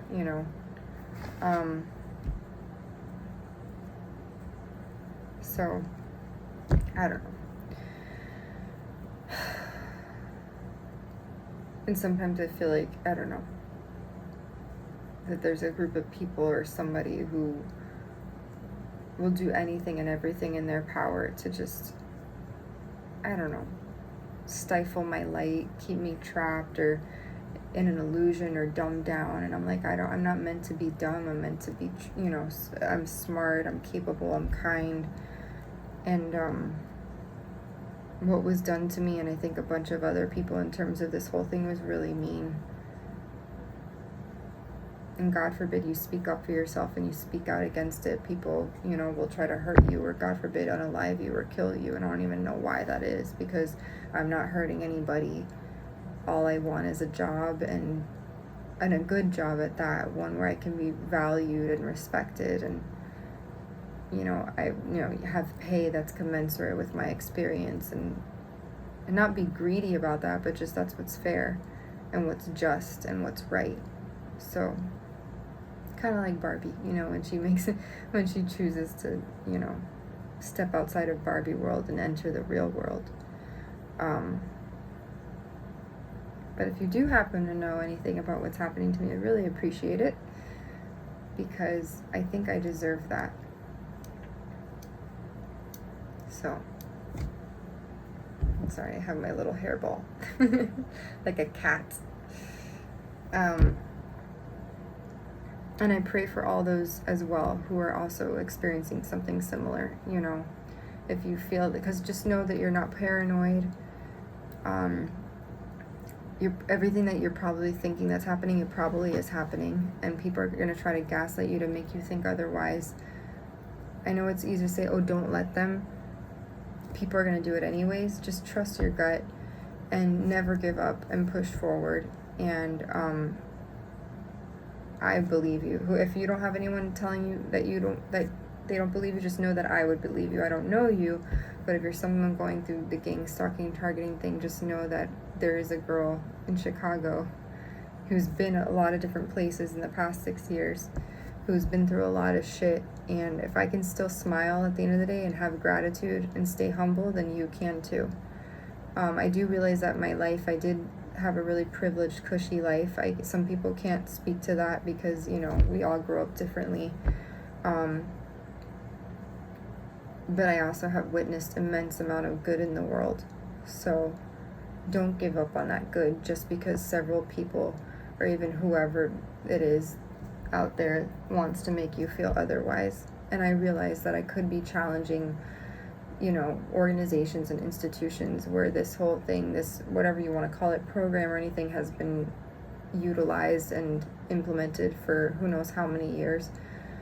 But to me, when you hurt someone and you're mean and you treat them poorly, or you psychologically abuse them or emotionally abuse them, that's wrong. It's unlawful, it's unfair, and it's unjust, and humans shouldn't be treated like that. And if it's preventable, then people should be taking the steps they need to do to prevent that. And if you have the ability to do that, like there are people in Washington or anywhere across the globe who have jurisdiction and the power to fix things. And some people don't want things fixed, and that's really sad to me. So I hope people, or whoever you are, if you are listening, and I know this is a 3-hour thing, I meant to make it so short and it ended up being longer than that. I hope you take people's lives seriously, because humans are not currency. Humans are not property. Humans are people. We make up the totality of, the human race of the globe. American citizens, or even immigrants, anyone that lives in the United States. We are the fabric, I would say, of the universe, but of the nation. And as such, we deserve to be treated with the utmost respect and not bullied and diminished and harassed and abused and then left for dead because we speak out against that abuse, So, if you do have answers, whether it be for me or for someone else, and I'm not talking about like, oh, fuck this and fuck the government, fuck the... No, I mean like true, valid, formidable evidence or something, I would really appreciate it because I am in the dark here sometimes, and I know that I've been abused, royally abused and exploited, possibly groomed, conditioned, lied to, scammed, duped, betrayed, and much, much more. And I feel grateful that I'm sitting here today and that I'm talking and I'm breathing. I don't know what's going inside my body or what's happening, But what I do know is that as long as I'm on the other side of the grass, then it's a good day. Just like Pitbull says in a song, every day above ground is a good day. And I'm going to treat it as such, even if I'm slowly being poisoned or whatever, which I hope, knock on wood, I hope is not the case. So, yeah. Just remember, treat others as you wish to be treated. And I'm pretty sure a lot of you people would not wish to be treated like shit, right? If you had your choice of being treated like shit and bullied and belittled, I'm pretty sure you would choose being respected and loved and appreciated and valued. So, I'm going to leave it at that. And God bless those who are being targeted and bullied. And for the ones that don't know anything or diddly squat about what I'm talking about, maybe educate yourself, because this is a real phenomenon, and there's a lot of innocent people who are being wrongfully labeled things, or trying to be incriminated, or being provoked to act out overtly to commit a crime, and it's not funny, and it's very unfair. Or they're being lied about, or scammed, or just bullied for just sheer fun and entertainment, which is sick and twisted and sadistic. So I realize what I'm saying could get me killed, because these people, I think, enjoy very much toying with people's human emotions and their health, and that's not funny, because I know that if they were in our position, they would not be happy either. So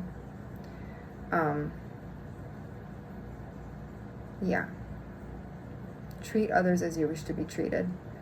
And if you think that's a crazy concept to try on, well, ask yourself, how do you wish to be treated? And I'm sure a majority of people would probably say with respect and kindness, love, and integrity.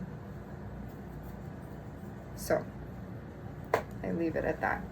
And if you watched to the very end of this video, then God bless your soul. Because then that means you have a lot of time on your hands. And but I do hope my words of wisdom can help you. I do consider myself kind of an old soul. Probably why I feel like I don't fit in half the time on this planet, but that's okay. I make it work. And also, one little last tidbit of information. I have on my wall here something that's kind of stuck with me. It says, miracles start to happen when you give as much energy to your dreams as you do to your fears. Don't be pushed around by the fears in your mind. Be led by the dreams in your heart.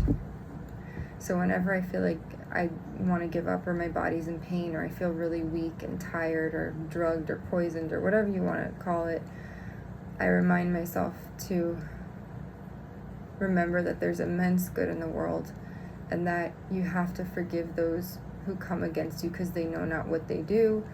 And sometimes you don't have to forgive. You can just be indifferent, because that's possible as well. But there are people who do try to murder and unalive people. I'm not naive to that fact, and I do think that that's kind of what's going on here with me. And if you say, well, then move and get out of Chicago, it's not that easy, unfortunately. If I had a lot of money and I was able to do so, then I would. But right now, that's not really possible. So, I hope for the best, prepare for the worst. And, prayer does go a long way. So, God bless, stay safe, and happy 4th of July. Apparently it's America's birthday, this July 4th, which is tomorrow. So stay safe, happy 4th of July. Make sure you take care of your dogs. If you do have a dog, give them little headphones or earphones or earmuffs to protect from the sound, because a lot of dogs don't like the sound of the fireworks. And as you watch the fireworks, remember what the men and women who did to create this country, and the foundation that it was built upon, and the premise of what it means to be an American, and what that comes with, which is supposed to be truth, liberty, and justice for all. And hopefully one day I can see justice enact in my life, because I feel like in anyone else's life that's been done an injustice, because to me it's an injustice to not have justice be served for wrongdoing. So think about that as you watch, fireworks light up the sky. And also think about, too, of all the lives that have... I know Memorial Day is, past tense, but maybe think of the people who have given their lives to something greater, and who fought for this country, whether they were, the military or not. Because there's a lot of heroes, in everyday life. We just don't hear about their stories. So, yeah. I want to truly say, I say God bless America a lot, but it's true. May God bless America, because this nation, I don't want to say it's great, but we have a lot of work to do.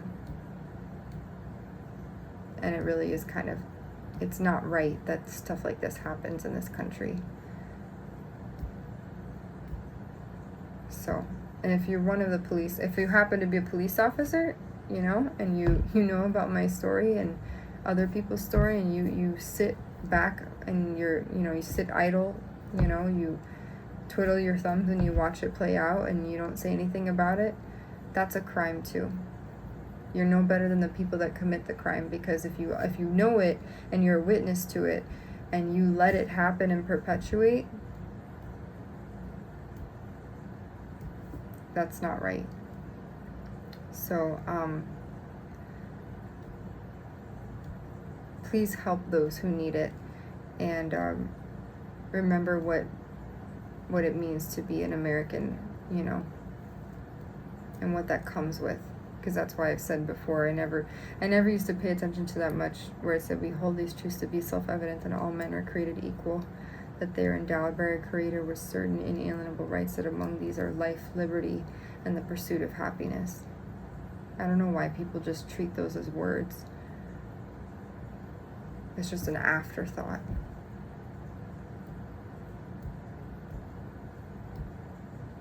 So, I hope we can do better. I hope we can treat people better and with kindness and sincerity and integrity, because I wasn't.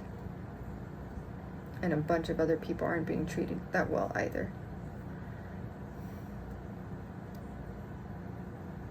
And I shouldn't have had to post about my private life on a public forum such as YouTube for people to take notice and take me seriously.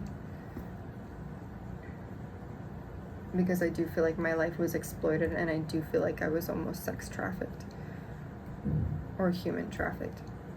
So I hope the people that are in Washington, whether you're in Congress or Florida legislature or maybe Vermont legislature or other places I've lived, I hope you people can take it seriously, because harm to one is harm to all.